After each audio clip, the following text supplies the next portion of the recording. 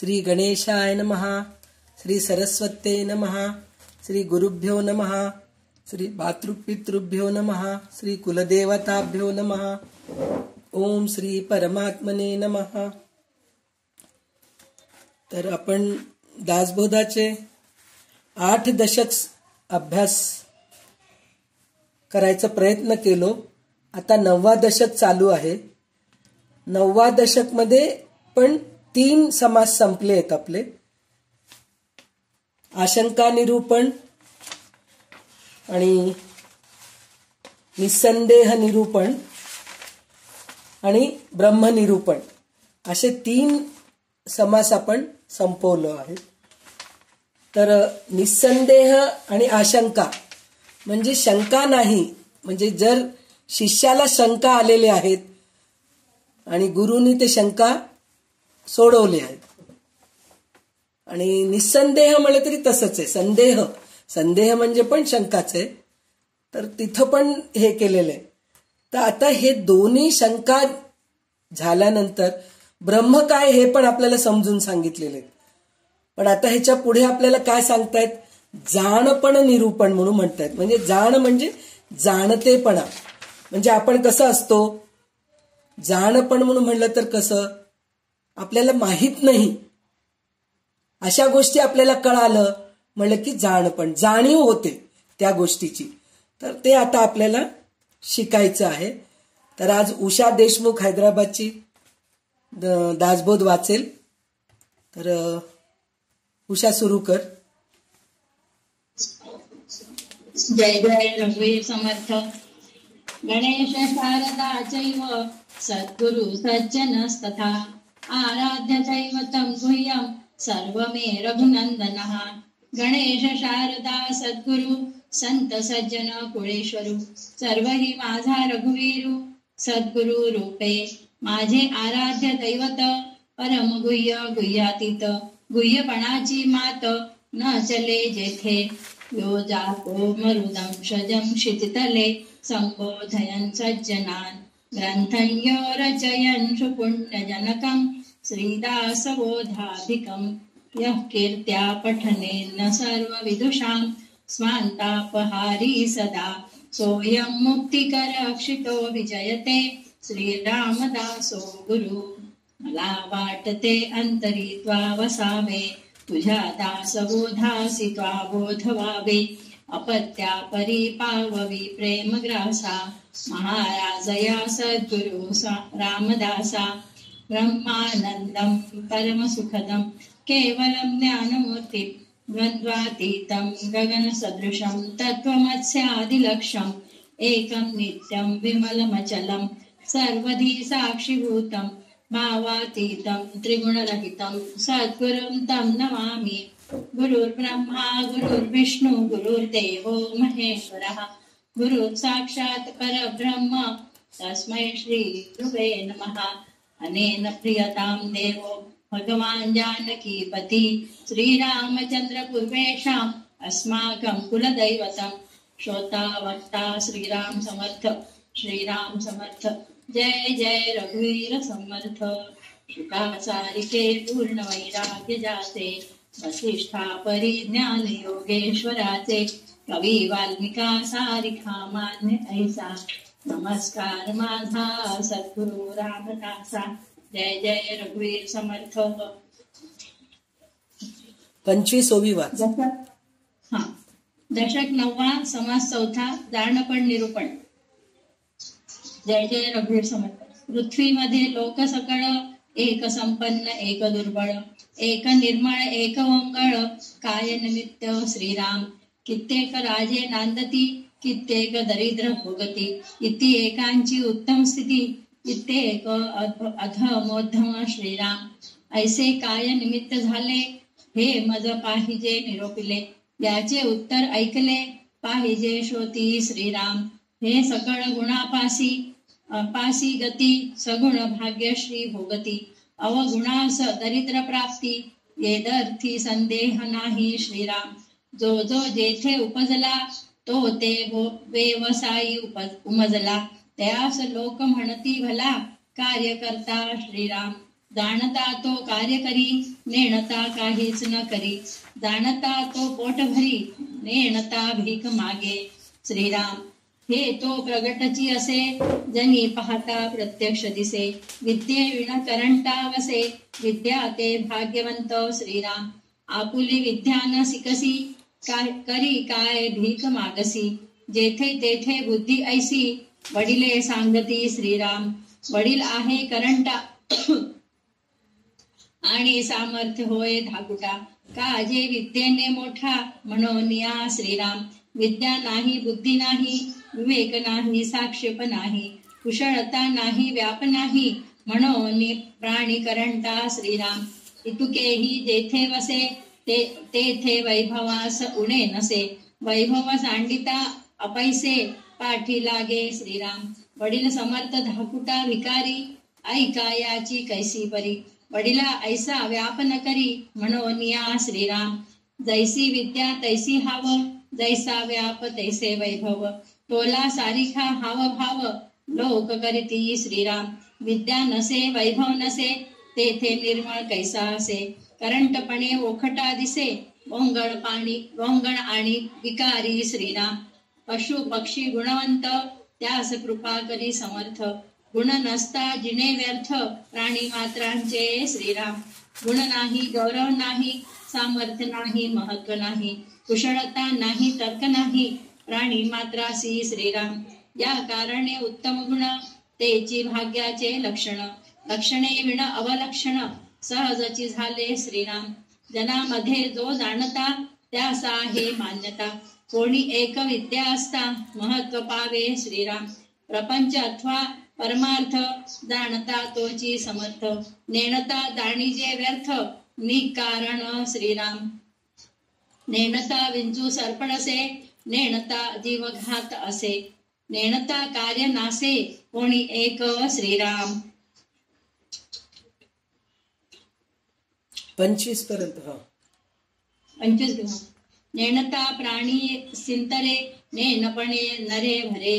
नेनपणे ठके विसरे, पदार्थ काही. श्रीराम नेणता वैरी निंकती, नेणता अपायी पडती. नेणता संहारती घडती, जीवनास. श्रीराम आपुले स्वहित न कळे जना, तेथे भोगती यातना. ज्ञान नेणता अज्ञाना, अधोगती. श्रीराम माया ब्रह्म जीव शिव, सारा सार भावा भाव. जटिल्यासाठी होते वाव, जन्म मरण. श्रीराम कोण करता निश्चयसी, बद्ध मोक्ष तो कोणासी. ऐसे जाणता प्राणियासी, सुटिका घडे. श्रीराम तर इथं जाणतेपण म्हणून जे सांगितलेलं आहे, जाणपणा म्हणजे जाणपणा म्हणजे जो शहाणा आहे, ज्याच्याजवळ विद्या आहे, तोच हुशार आहे आणि त्यालाच ह्या विश्वामध्ये, ह्या संसारामध्ये मान्यता आहे असं म्हणून म्हणतात. तर विद्या म्हणून म्हणतो आपण. तर विद्या म्हणून म्हणलं तर पुस्तकी विद्या नाही, पुस्तकी ज्ञान नाही. म्हणजे आपण शाळेत जाऊन शिकतो, आपल्याला सर्टिफिकेट्स मिळतात, ते ज्ञान नाही. ते ज्ञान आहेच आहे, प्रश्नच नाही, ते ज्ञान यायलाच पाहिजे. पण त्याच्यापेक्षा माणूस विवेकी राहायला पाहिजे. म्हणजे आपल्याला आपल्या प्रत्येक वेळेस मी सांगते ना, रामदास स्वामी आपल्याला हे एक सांगतात, ते एक सांगतात, पण ह्याच्यामध्ये तुम्ही विवेक वापरा म्हणून सांगतात. आता ब्रह्म काय आहे, माया काय आहे.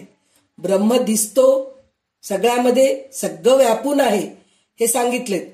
पुन्हा काय म्हणतात, तो ब्रह्म दिसत नाही आपल्याला, परब्रह्म दिसत नाही आपल्याला, परब्रह्माला शोधून काढावं लागतं म्हणून म्हणतात. म्हणजे हे काय आहे, हे कन्फ्युजनच आहे ना. तर इथं विवेक वापरायला पाहिजे. म्हणजे ब्रह्म सर्वत्र प्रसरलेला आहे, पण दिसत नाही तो आपल्याला. तो दिसावं म्हणून म्हणलं तर आपल्याला निधिध्यास करावं लागतं, मनन चिंतन करावं लागतं, सतत श्रवण करावं लागतं, तेव्हा कुठे आपल्याला दिसतो. तर इथे विवेक वापरायला पाहिजे, विवेक वापरायला पाहिजे हे प्रत्येक वेळेस सांगतात. आणि त्याच्यामध्ये इथं जाणपण म्हणून जे सांगितलेलं आहे की नाही, तर ह्याच्यामध्ये बरेचशे गोष्टी आहेत. त्याच्यामध्ये काय म्हणतात, विद्या म्हणजे विद्या तर आहेच, म्हणजे पुस्तकी ज्ञान, हुशारी. काही माणसांमध्ये विद्या नसती पहा, शिक्षण काहीच नसतं पण हुशार असतात, ते व्यवहारी असतात, त्यांना सगळं काही माहीत असतं.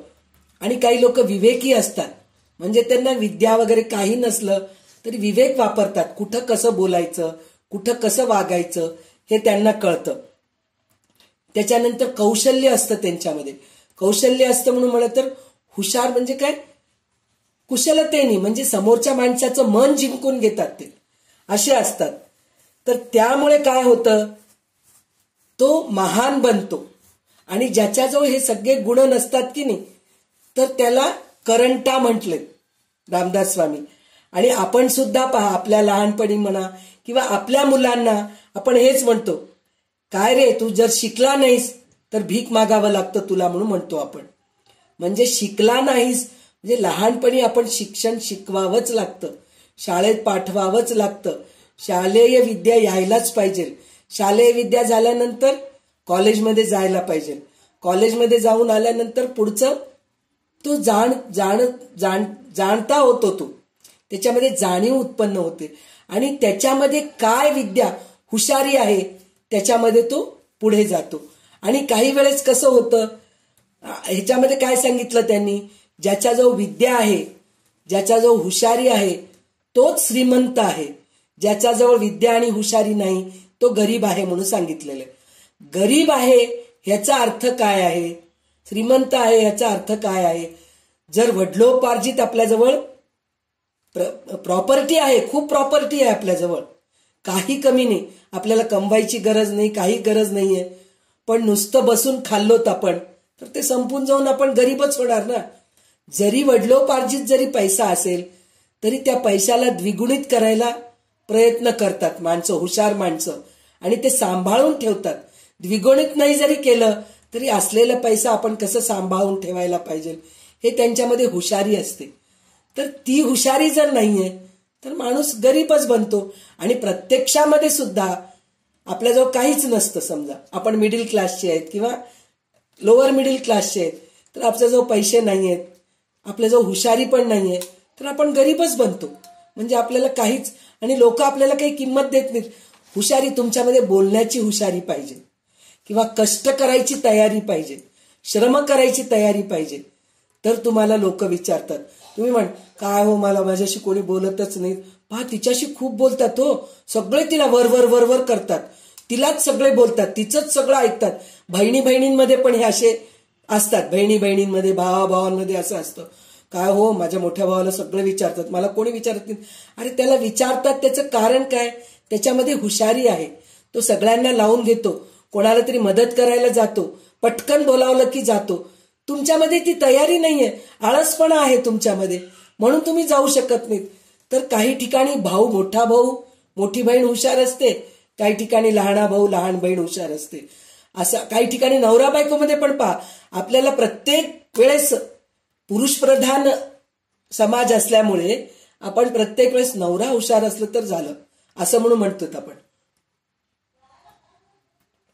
पण तसं नाहीये, काही काही संसारामध्ये बाई हुशार असती, नवरा शांत असतो, तो काही भानगडीतच जात नाही, तो म्हणतो तू बघून घे सगळं संसार, मी फक्त पैसे कमावून आणून तुझ्या हातात देतो, बाकी सगळं तू बघून घे.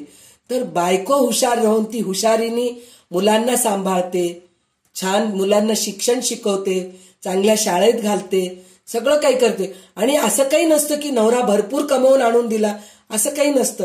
थोडक्यामध्ये सुद्धा ती व्यवस्थित संसार करून सगळं छान करते. तर तिच्यामध्ये शिक्षण नसेल, बिचारीमध्ये शालेय विद्या नसेल, पण तिच्यामध्ये हुशारी आहे, विवेकपणा आहे, कौशल्य आहे तिच्यामध्ये.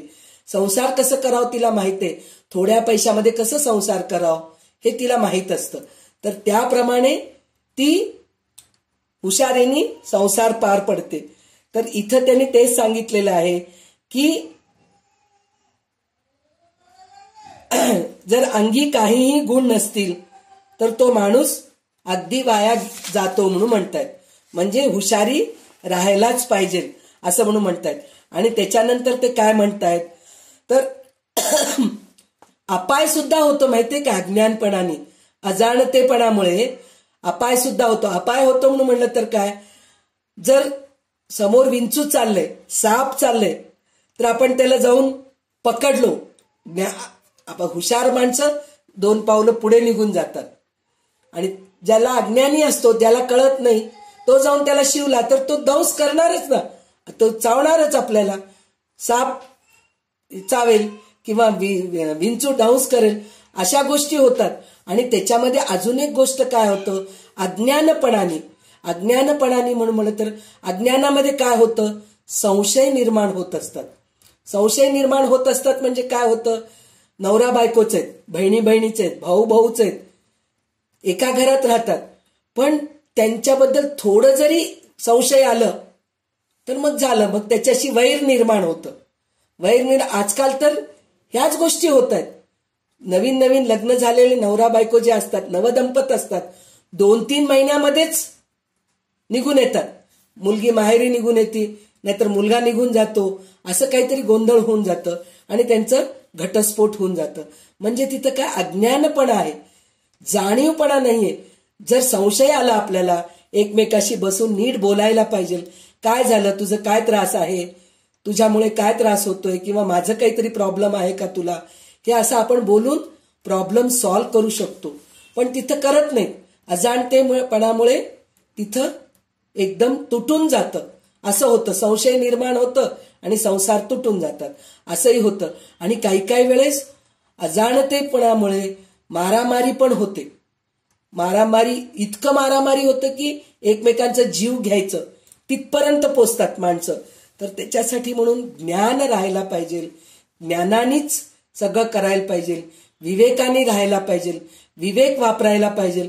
विवेक जर वापरलं नाही तर काहीही चांगलं होत नाही. आपल्याला कोणचं ग्रंथ वाचलं तर चांगलं असतं, आपल्याला कोणाच्या सहवासात राहिलं तर आपण चांगलं राहू शकतो. तर आपल्याला प्रत्येक वेळेस सगळे संत पुरुष, वेद, शास्त्र आपल्याला काय सांगतात, सत्संग करा म्हणतात, चांगल्या लोकांच्या संगतीत राहा म्हणून सांगतात. पण जर आपण सत्संग न करता दुर्जनांच्या सोबत राहिलो, अज्ञानी माणसांच्या सोबत राहिलो, तर आपली बुद्धी पण भ्रष्ट व्हायचे चान्सेस असतात. म्हणून सत्संग करायला पाहिजे. आणि खरा करता कोण आहे, तसेच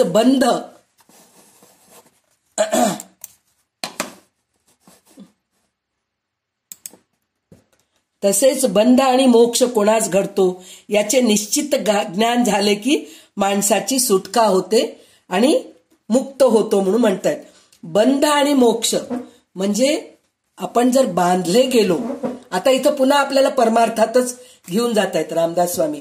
ते म्हणतायत की आपण जर संसारामध्ये अडकलो, त्याच गोष्टीमध्ये आपण जर सारखं अडकून राहिलो, ममता, माया, पैसा, वैभव, ह्या सगळ्या गोष्टीमध्ये अहंकार, मीपणा, ह्या सगळ्या गोष्टीमध्ये जर अडकून पडलो तर आपण बद्ध होतो. म्हणजे ह्या संसारामधून बाहेर कधीच पडत नाही. पुनरपि जननम पुनरपि मरणम पुनरपि जननी जठरे शयनम. म्हणजे असंच आपलं होत राहतं. म्हणजे पुन्हा जन्म पुन्हा मरण, पुन्हा जन्म पुन्हा मरण, हे होत राहतं. हे सगळं अज्ञानामुळे होतं. पण ज्ञानी माणूस अडकत नाही, कशातही अडकत नाही. तो अहंकारामध्ये अडकत नाही, मीपणामध्ये अडकत नाही, वैभवामध्ये अडकत नाही, कसल्याच गोष्टीमध्ये अडकत नाही.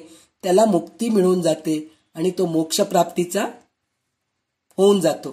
तर अशा प्रकारे आपण 25 ओवींमध्ये हे बघितलो. तर आता पुढचे 20 उरलेले ओवी वाचून घे. म्यूट आहे फोन. जाणीजे देव निर्गुण, जाणीजे मी तो कोण, जाणीजे अनन्य लक्षण, म्हणीजे मुक्त श्रीराम. जितुके जाणो न सांडिले, तितुके दृश्य ओलांडिले. जाणत्यास जाणता तुटले, मोळ मीळपणाची श्रीराम. न जाणता कोटीवरी, साधने केली परोपरी. तरी मोक्षास अधिकारी होणार नाही श्रीराम. माया ब्रह्म ओळखावे, आपणास आपण जाणावे. इतुक्यासाठी स्वभावे, तुके जन्म श्रीराम. जाणता सर्मर्थांचे अंतर, प्रसंग वर्ते तदनंतर. भाग्य वैभव अपार, तेनेची पावे श्रीराम. म्हणून जाणणे नव्हे सामान्य, जाणता होईजे सर्वमान्य. काहीच नेणता अमान्य, सर्वत्र करीती श्रीराम. पदार्थ देखो न भूत भावी, नेणते झडपोन प्राण ठेवी. मिथ्या आहे उठा ठेवी, जाणते जाणती श्रीराम. जाणत्यास कळे वर्म, नेणत्याचे खोटे कर्म. सकळ काही धर्माधर्म, जाणता कळे श्रीराम. नेणत्यास यमयातना, जाणत्यास काहीच लागेना. सकळ जाणो न विवंचना, करीतो मुक्त श्रीराम. नेणता काही राजकरण, अपमान करुनी घेती प्राण. नेणता कठीण वर्तमान, समजतास होय श्रीराम. म्हणून या नेणणे खोटे, नेणते प्राणी ते करंटे. जाणता विवरता तुटे, जन्म मरण श्रीराम. म्हणून अलक्ष करू नये, जाणणे हाची उपाय. जाणता सापडे होय परलोकाची श्रीराम. जाणणे सकळास प्रमाण, मूर्खास वाटे अप्रमाण. परंतु अलिप्तपणाची खुण, जाणता कळे श्रीराम. एक जाणणे करून परते, कोण सोडी प्राणियते. कोणी एक कार्य ते जे ते जटिल्या विण न कळे श्रीराम. जाणणे म्हणजे स्मरण, नेणणे म्हणजे विस्मरण. दोही मध्ये कोण प्रमाण, शहाणे जाणती श्रीराम. जाणते लोक ते शहाणे, नेणते वेडे दैन्यवाणे. विज्ञान तेही जाणपणे, कळो आले श्रीराम. जेथे जाणपण खुंटले, तेथे बोलणेही तुटले. हेतू रहित झाले समाधान श्रीराम. श्रोते म्हणती हे प्रमाण, झाले परम समाधान. परिपिंड ब्रह्मांड ऐक्य लक्षण, मज निरोपावे श्रीराम. ब्रह्मांडी तेची पिंडी असे, बहुत बोलती ऐसे. परंतु याचा प्रत्यय विलसे, ऐसे केले पाहिजे श्रीराम. इति श्रीदास बोधे गुरु शिष्य संवादे. जाणपण निरूपण नाम, समास चौथा श्रीराम. श्रीराम समर्थ. तर इथं परत सांगतायत की देव निर्गुण आहे. म्हणजे आपण देव देव म्हणून म्हणतो की देव फक्त मूर्तीमध्येच आहे असं आपण समजतो की नाही, ते अजाणतेपणा आहे. नेणतेपणा, अजाणतेपणा म्हणजे नेणतेपणा. तर इथे जाणीवेने कळून घ्यायला पाहिजे की फक्त मूर्तीमध्ये फोटोमध्येच देव आहे हे न कळून घेता, देव निर्गुण तर आहेच आहे, पण प्रत्येकामध्ये देव आहे हे आपण कळून घ्यायला पाहिजे. हे जाणतेपणा आहे. प्रत्येकामध्ये देव आहे हे कळून घेतलं म्हणजे आपण कोणाशीही वाईट वागत नाहीत, सगळ्यांशी चांगलं वागतो. हे जाणतेपणाचं खूण आहे. तर ते कोणाला सांगावंच लागत नाही की हा जाणता आहे का नेणता आहे, हे कोणाला सांगावंच लागत नाही. ते प्रत्यक्षामध्ये दिसतं.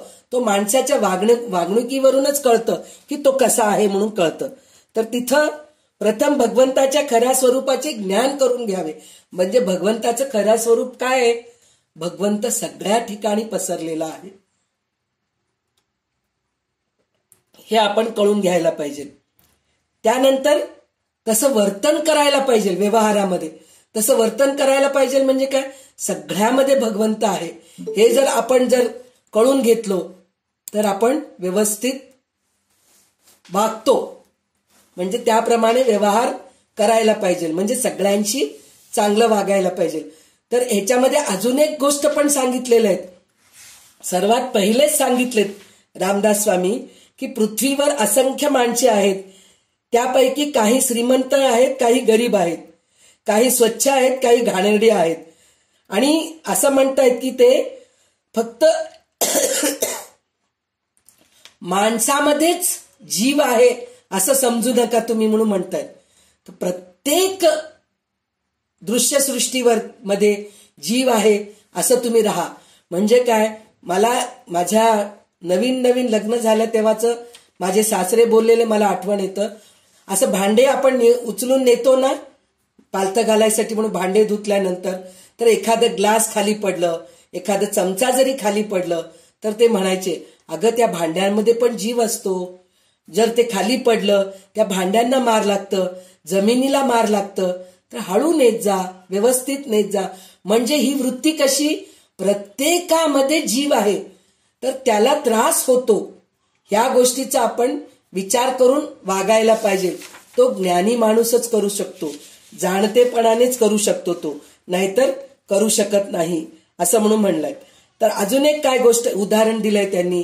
तर एखादं गोष्ट आपल्याला ह्या गोष्टीचा अनुभव बऱ्याच वेळेस येतं. रात्री आपण जेव्हा, आता आपल्या बेडरूमला अटॅच बाथरूम्स आहेत, पहिल्या काळात तसे नव्हते, अटॅच बाथरूम नव्हते. बाहेर, खोलीच्या बाहेर तरी जावं लागत होतं. पहिल्या काळात तर परसू म्हणत होते, म्हणजे अंगणात जावं लागत होतं, तसं राहत होतं. तर त्यावेळेस जाताना भीती वाटायची काही लोकांना भीती वाटत नव्हती. कारण काय, ते जाणते होते काय असतं. रोज जातो येतो, काय एखादं झाडाचं पाला हालत राहतं, झाड हालत राहतं, काहीतरी सावली पडलेली असती, त्याला बघून घाबरून जातो आपण. घाबरून जाऊन काहीतरी कोणीतरी आलं की काय, अशी आपल्याला भीती वाटत असते. तर त्याच्यासाठी म्हणून म्हणजे हे अज्ञानपणा आहे. झाडाचं पान हल्ल्यामुळे आपल्याला काहीतरी दिसलं. आता कालच आपण एक उदाहरण बघितलं, नागमोडी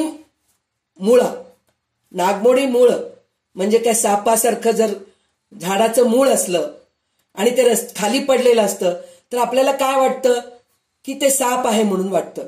पण जाणतेपणाने जर त्या नागमोडी मुळाला म्हणजे त्या लाकडाला आपण उचललो तर ते चावणार आहे का, आपल्याला नाही चावत.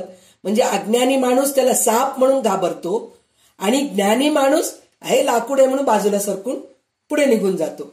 असं ज्ञानी आणि अज्ञानी जाणपण म्हणजे त्याला जाणीव होते, खरं काय आहे खोटं काय आहे हे होतं. आणि काही वेळेस सावली हलत असतं काहीतरी, तर आपल्याला वाटतं काहीतरी भूत काहीतरी आलंय की काय असं वाटत असतं आपल्याला. मग ते बघून घाबरून, ते माझ्या अंगात भूत आलंय, मी भूत बघितलो, असं घाबरून त्याचं प्राण जायची पण वेळ येते, अशी परिस्थिती होते. तर त्याच्यासाठी म्हणून खरं जर आपण प्रत्यक्षात बघितलो तर खरोखर असतील, भूत असतील आपल्या अवतीभोवती. जसे चांगले गोष्टी आहेत, चांगले स्पंदने आहेत, तसे वाईट स्पंदने पण असतात. चांगले व्हायब्रेशन जसे आपण म्हणतो ना, त्यांच्या घरी गेलं तर खूप चांगले व्हायब्रेशन्स येतो, स्पंदनं खूप छान होतात. त्यांच्या घरी गेलं तर, त्यांच्या देवघरात गेलो तर खूप छान वाटतं. हो, आपण सुद्धा आपल्या देवघरात गेलो किंवा आपल्या देवाचं जे काही जागा आहे, देव ठेवण्याची जागा आहे, ते उघडून बघितलं की आपल्याला एक प्रसन्नता येते. आणि काही वेळेस गेलं तर तिथं स्पंदने चांगले नसतात, तिकडले व्हायब्रेशन्स तेवढे चांगले नसतात, तिथे गेलं की नको वाटतं जायला. ते सगळं असतं. पण आपण आपलं मन ज्ञानीपणाने, जाणतेपणाने जर तिथं गेलो, जरी व्हायब्रेशन्स चांगले नसतील, स्पंदनं चांगले नसतील, तिथं भूतही जरी असतील तरी आपल्याला काही होत नाही. कारण आपल्याला ज्ञान आहे, आपल्या मागे देव आहे पाठीशी. तर मला कोण काय करणार आहे, भूत काही करत नाही, माझं देवच माझ्या पाठीशी असताना भूत काय करणार आहे. हे जाणलेला माणूस असा वागतो, त्याला भूतबाधा होत नाही. पण जो अज्ञानी असतो, भित्रा असतो, आणि अज्ञानी जो असतो तो भित्राच असतो, त्याला ज्ञान नसल्यामुळे तो भित्रा होऊन जातो आणि अशा गोष्टीमध्ये तो अडकून जातो. त्याच्यामुळे तो बाहेर निघू शकत नाही. म्हणून रामदास स्वामी सांगतायत. आणि जाणत्याला ते रहस्य कळते, म्हणजे भूत जरी असलं तरी आपल्याला काही करत नाही, त्याचं तो असेल तिथं, तो काही करत नाही. आपल्याला गोकर्ण महात्म्यामध्ये लोक म्हणतात ना, जेव्हा त्याचं दुंदुकार जो असतो तो तिथं त्याच्या घरामध्ये त्याचा मृत्यू होऊन जातं आणि तो पिशाच योनीमध्ये जाऊन तिथं त्या घरात राहतो. तर लोक त्या घरात जायला घाबरतात. तो येऊन काय करतो की असं घाबरून जातात. पण त्याचा सख्खा भाऊ म्हणजे गोकर्ण जो आहे तो काशी यात्रा करून विद्या घेऊन सगळं काही शिकून पंडित होऊन तो येतो आणि तो जातो त्याच्या घरामध्ये. तर सगळे म्हणतात त्या घरात तू जाऊ नकोस, पण तो जातो. गेल्यानंतर त्याला ते पिशाच्य येतो, भाऊ स्वतः पिशाच्य होऊन येतो, त्याच्या अंगावर ओरडतो, सगळं करतो. तर त्यावेळेस तो शांतपणाने म्हणतो, काय त्रास आहे तुला, तू कशाला असं झालेला आहेस, तुझे काय प्रॉब्लेम आहे म्हणून विचारलं. तर तो म्हणतो की असं मी आई वडिलांना त्रास दिलो, पैसा सगळं बुडून टाकलो, मी अज्ञानी होतो, मला काही कळालं नाही, त्यामुळे मी पिशाच्य योनीमध्ये गेलो, मला ह्या पिशाच्य योनीमधून माझं सुटका कर तू. तर त्यावेळेस तो स्वतः ऋषीमुनींकडे जातो. ऋषीमुनींकडे जाऊन विचारतो की माझ्या भावाला असं पिशाच्य योनी आलेलं आहे, त्याच्यातून त्याला सुटका करायचंय, तर त्याचा मी उपाय काय करू. तर त्यावेळेस ऋषीमुनी म्हणतात की भागवत कथा कर, भागवत सप्ताह कर, म्हणजे तुझ्या भावाचं या योनीतून सुटका होऊन जाईल. मग जेव्हा तो धुंदुककार जो असतो तो बसून पूर्ण भागवत मनापासून ऐकतो तर त्याला देवाचे दूत स्वतः येतात आणि त्याला विमानात घेऊन जातात. म्हणजे जो अज्ञानी होता तो पिशाच्य योनीमध्ये आल्यानंतर सुद्धा तो ज्ञानी झाला. चांगलं भागवत कथा ऐकून ज्ञानी होऊन त्याचे हे होऊन गेलं. आणि इथं गोकर्ण जो आहे तो स्वतः ज्ञानी होता म्हणून त्याला त्या पिशाच्याची भीती वाटली नाही. तर तसं आपण सुद्धा कोणत्याही गोष्टीला घाबरायचं नाही. घाबरायचं नाही म्हणून साप दिसलं त्याला पकडा, तुम्ही विंचू दिसलं त्याला पकडा, असंही करायचं नाहीये. जिथं म्हणजे इथं काय सांगितलंय, घाबरायचं नाही म्हणजे विवेक वापरा. कुठं पाणी आहे, मी पाण्यात जातो, पोहायला येत नाही मला आणि मी पाण्यात जातो म्हणून म्हणतो. पाण्याची खोली माहिती आहे का तुम्हाला? किती खोल आहे माहित नाही ना. तर हे अज्ञानपणाने तसं करायचं नाही. पहिले खोली किती आहे, म्हणजे पाण्याची खोली किती आहे, मला पोहायला येत नाही, जर मी एकदम त्या पाण्यामध्ये गेलो तर माझं बुडून जाईन मी पाण्यामध्ये, अशा सगळ्या गोष्टी होतात. तर म्हणून जाणीव पाहिजे, जाणते पण पाहिजे. म्हणून आपल्याला प्रत्येक वेळेस रामदास स्वामी हे सांगतायत. आणि जाणते पण म्हणजे विवेक वापरायला पाहिजे. प्रत्येक ठिकाणी विवेक वापरूनच आपण पुढे जायला पाहिजे. तर तेव्हा कुठं आपलं मान होतं, महात्मा होतो आपण. तर असं काही घडत असतं. आणि ज्ञानाचे थोर पण सर्वांना मान्य आहे. म्हणजे ज्ञानी जो असतो तो काही बोललं तरी आपल्याला मान्य होतं, पण ते मूर्खाला पटत नाही. अलिप्त कसे राहता येते हे ज्ञान झाल्यावरच समजते. म्हणजे ज्ञानी माणसालाच बद्ध अवस्थेतून मुक्त अवस्थेत यायचं कळतं. नाही अज्ञानी माणूस जो असतो तो सतत बद्धच बनून राहतो, अडकूनच राहतो. म्हणतो ना माझं संसार सुटतच नाही हो. संसार सोडायचं असतं, सुटत नसतं. हे कधीही कळत नाही आपल्याला. आणि म्हणतात ना आवड असलं की सवड असते. वेळच नाही हो आम्हाला, काय करावं, काही शिकावं म्हणजे वेळच मिळत नाही पहा म्हणून म्हणतो. तर शिकण्यासाठी वेळ काढायचं असतं तर आपल्याला शिक्षण मिळतं. चांगल्या गोष्टी करायला, प्रवचन ऐकायला जायचंय तर वेळ नाही हो, वेळच मिळत नाहीये. तर कशाला वेळ मिळत नाही, त्याच्यातून तुम्ही वेळ काढलं तर प्रवचनाला जाऊ शकतात. गीता वाचायचंय मला तर वेळ नाही हो, मी वाचू शकत नाही. तर पण त्याच्यासाठी वेळ काढा. म्हणजे हे वेळ काढणं म्हणजे ज्ञानी माणूसच या सगळ्या गोष्टीसाठी वेळ काढू शकतो. अज्ञानी माणूस स्पष्ट सांगून टाकतो मला वेळ नाही, मी काही करू शकत नाही, असं म्हणून तो हे होतो. आणि ज्ञानप्रधान कर्मावर भर देतात म्हणून सांगितलंय. रामदास स्वामींनी ज्ञानप्रधान कर्म म्हणजे कर्म करायचं. आपल्याला भगवद्गीतेमध्ये निष्काम कर्म करा म्हणूनच सांगितलेलं आहे की नाही. द्वंद्वरहित राहा, द्वैतामध्ये राहू नका, हे आपल्याला प्रत्येक वेळेस भगवद्गीतेमध्ये सांगितलेलं आहे. ज्ञानप्रधान अर्जुन विचारतो ना कर्मयोग चांगले का ज्ञानयोग चांगले. तर कर्मयोग करूनच तर तुला ज्ञानयोग येतं ना. तर तुला कर्म चांगले करायला पाहिजे, चांगले कर्म करायला पाहिजे. म्हणजे आपण हे सगळं बघितलेलं आहे.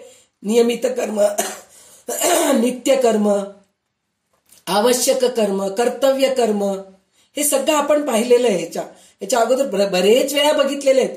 तर ह्या सगळ्या गोष्टी चांगल्या गोष्टी. नित्य कर्म म्हणून म्हणलं तर आपलं कसं दररोज जे आपण देवाची पूजा करतो, चांगलं पुस्तकं वाचतो, ते सगळं जे करतो आपण, ग्रंथ वाचन, स्वाध्याय करणं, ईश्वर प्रणिधान, हे सगळे नित्य कर्म आहे. नैमित्तिक कर्म म्हणजे श्राद्ध करणं, आपण तीर्थयात्राला जाणं, दान धर्म करणं, हे सगळं. आवश्यक कर्म, आवश्यक कर्म म्हणजे काय, आपण करायची गरजच नाही, ते होतच राहतं. श्वास घेणं, बघणं, ऐकणं, खाणं, पिणं, मलमूत्र विसर्जन करणं, हे आवश्यक कर्म आहे, ते आपणहून होत राहतं.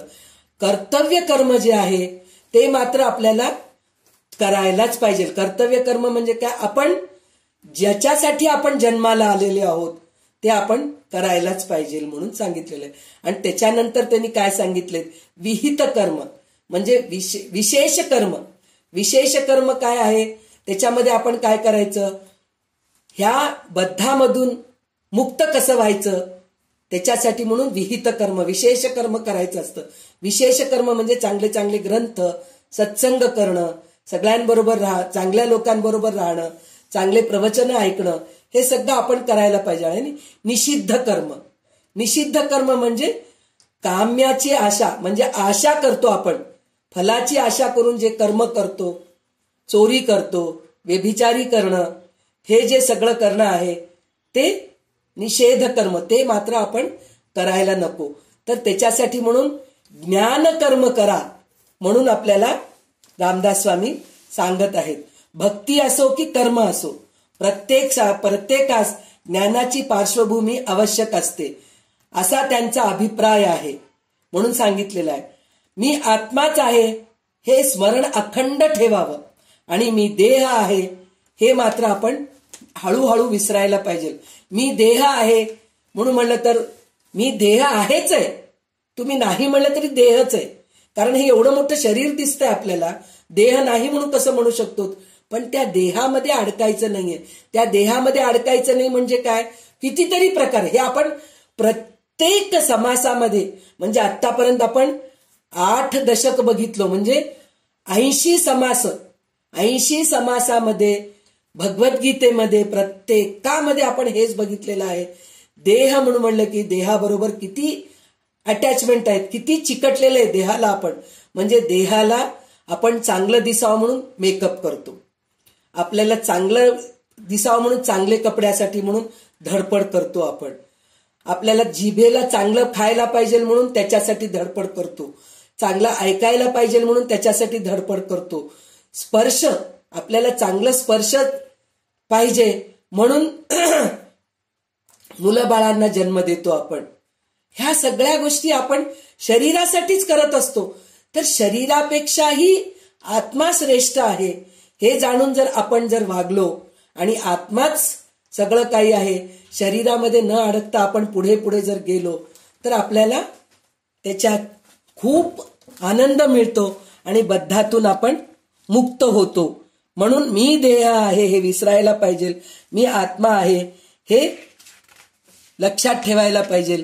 तरच आपण ज्ञानी होतो. आणि अज्ञानामध्ये स्वस्वरूपाचे विस्मरण असते. म्हणजे अज्ञान असल्यामुळेच आपण मी देह आहे ह्याच्यामध्ये आपण अडकून राहतो. ज्ञानी लोक खरे शहाणे असतात, अज्ञानी लोक वेडे आणि दैन्यवाणी असतात म्हणून सांगतायत. तर आता हे सगळं आपण बघितलो, म्हणजे ज्ञानी आणि अज्ञानी, विवेक आलं की वैराग्य येतच आपल्याला. तर ते हे सगळं आपल्याला समजल्यानंतर पुन्हा वक्त्याला, श्रोता विचारतो, म्हणजे शिष्य गुरुला विचारतो, पिंडी ते ब्रह्मांडी म्हणजे काय? प्रत्येक वेळेस आपण हे पण ऐकतो, पिंडी ते ब्रह्मांडी, म्हणून आपण हे गोष्ट ऐकतो. तर हे पिंडी ते ब्रह्मांडी म्हणजे काय आहे हे आपल्याला पुढच्या समासामध्ये आपल्याला कळणार आहे. तर त्या समासाचं नाव आहे अनुमान निरसन म्हणून सांगितलेलं आहे. तर आता ह्याच्यात अनुमान काय आहे हे इथंही आपल्याला खूप क्लिष्ट आहे. एकदा म्हणतात की हे सगळं खोटं आहे, फापट पसारा आहे म्हणतात. एकदा म्हणतात की नाही, जे पिंडी ते ब्रह्मांडी आहे असं म्हणतात. तर आता हे काय आहे हे आपण आता बघूया. तर आता पुढचे पुन्हा 25 ओवी वाच, 20 ओवी वाच, त्याच्यानंतरचे उरलेली वाच.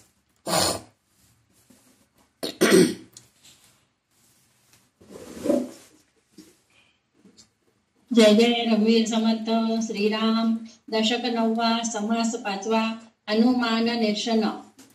पिंडीसारखी ब्रह्मांड रचना, नये आमुच्या अनुमाना.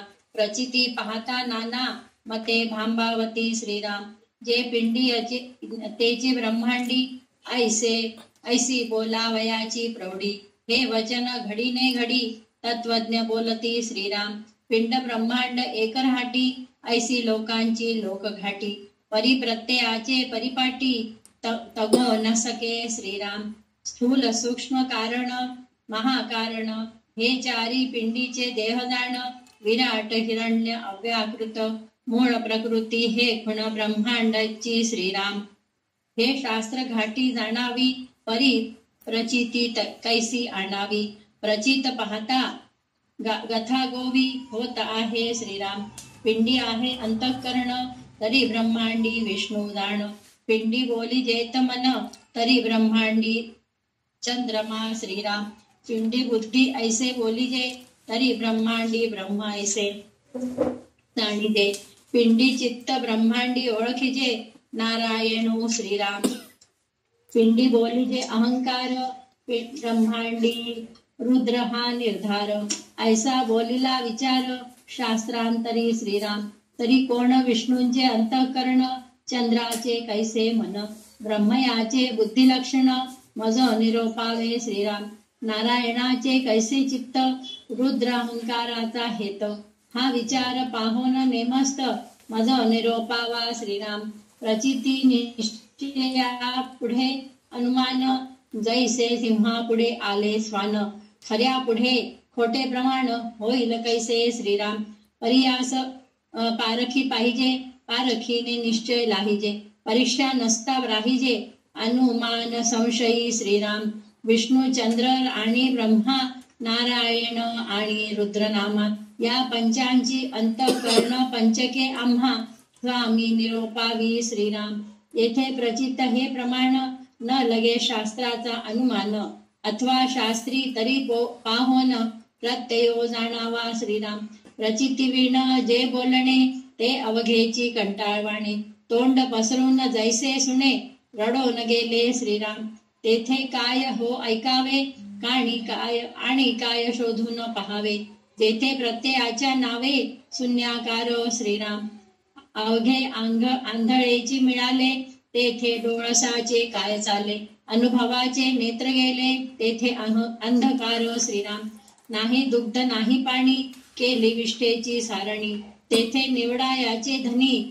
ते एक डोंबकावळे श्रीराम, आपुले इच्छेने बोलिले पिंड्या ऐसे ब्रह्मांड कल्पिले, परी ते प्रचितीस आले कोण्या प्रकारे श्रीराम, म्हणून हा अवघाच अनुमान अवघे कल्पनेचे रान, भली न घ्यावे आडरान तस्करी घ्यावे श्रीराम, कल्पना निर्मिले पंत्र देवते कल्पना मात्र, देव नाही स्वतंत्र मंत्राधीन श्रीराम, येथे न बोलता जाणावे बोलणे विवेका आणावे, आंधळे पाऊली ओळखावे विचक्षणे श्रीराम, जयास जैसे भासले तेने तैसे कवित्व केले, परी हे पाहिजे निवडिले प्रचितीने श्रीराम, ब्रह्म्याने सकळ निर्मिले ब्रह्मयास कोणी निर्माण केले, विष्णूनी विश्व पाळिले विष्णूस पाळिता पवनो श्रीराम,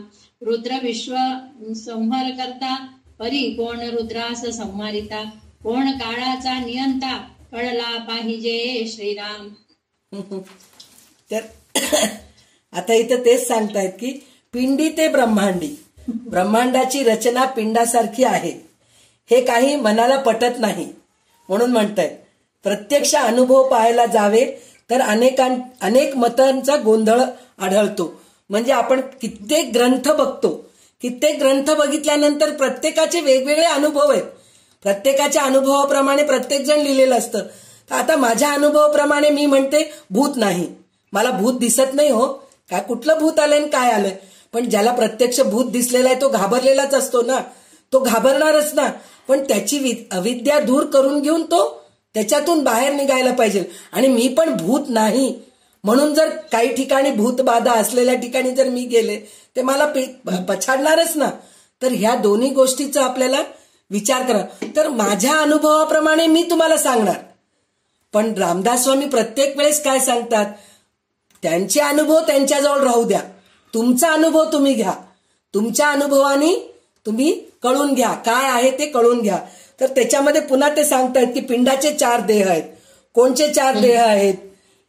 उषा म्यूट कर फोन. स्थूल सूक्ष्म कारण महाकारण हे 4 देह आहेत. तर स्थूल सूक्ष्म कारण हे जे कसं सांगितलेत, स्थूल म्हणजे आपलं शरीर जे हाडामासानी बनलेलं आहे, रक्त आहे त्याच्यामध्ये सगळं काही आहे, तर हे स्थूल देह आहे. आणि सूक्ष्म देह म्हणून जे म्हणतात ते मनबुद्धी अहंकार आहे आपलं.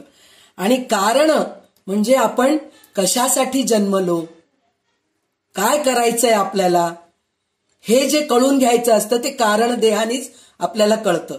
आणि महाकारण म्हणून म्हणलं तर सगळं काही आपल्याला कळून जातं. पूर्ण आपण ज्ञानी होतो. बंधातून मुक्त होऊन आपण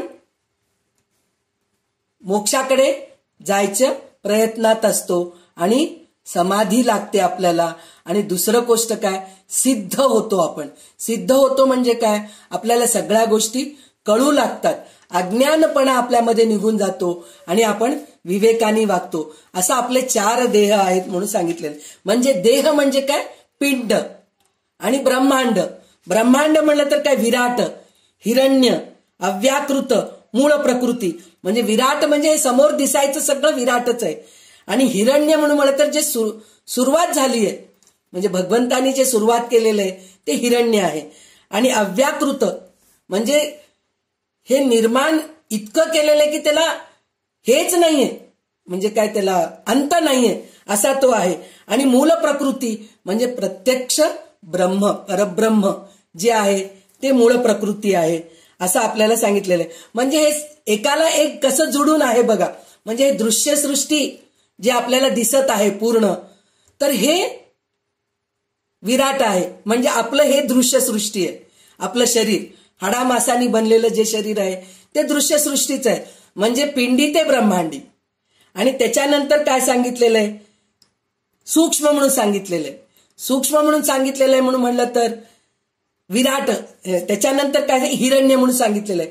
हिरण्य आणि सूक्ष्म हे कसं असतं म्हणून म्हणलं तर प्रत्येकामध्ये भगवंत आहे हे आपण बघतोय. आणि जे भगवंतानी जे निर्माण केलेलं जे दृश्यसृष्टी आहे ते हिरण्य आहे, सोन्यासारखं आहे. आणि आपलं सूक्ष्म शरीर सुद्धा सोन्यासारखं आहे. मनबुद्धी अहंकार ते सोन्यासारखं कसं आहे म्हणून म्हणलं तर चांगले विचार जर करू लागलो सूक्ष्म बुद्धीनी तर आपण सुद्धा हिरण्यच आहोत. आणि अव्याकृत आणि कारण म्हणून म्हणलं तर आपण कशासाठी जन्मलो आणि भगवंत हे अव्याकृत हे जग कशासाठी निर्माण केलं हे दोन्ही एकत्र आहे. आणि विराट आणि महाकारण, मूळ प्रकृती आणि महाकारण म्हणून म्हणलं तर परब्रह्म आणि आपलं आत्मस्वरूप, आत्मसाक्षात्कार होणं हे दोन्ही एकच आहे. म्हणजे पिंडी ते ब्रह्मांडी हे आपल्याला कळून घ्यायला पाहिजे असं म्हणून सांगितलेलं आहे. आणि ह्याच्यामध्ये कसं सांगितलेलं आहे, अजून एक काय सांगितलंय तर पिंडात जसे अंतःकरण असते, म्हणजे आपल्या पिंडामध्ये आपल्या शरीरामध्ये जसं अंतःकरण असते तसं ब्रह्मांडात विष्णू आहे, अंतःकरण आहे. म्हणजे अंतःकरण म्हणजे प्रेम आहे आपल्यामध्ये, द्वेष आहे, हे सगळं विष्णूमध्ये पण आहे. कारण काय, विष्णू पालन करता आहे म्हणून तसं आहे. आणि आपलं मन जसं आहे तसं चंद्र आहे म्हणून सांगितलेलं आहे. म्हणजे आपलं मन शांत जर असलं तसं चंद्र पण शांतच आहे असं म्हणून आपल्याला सांगितलेलं आहे.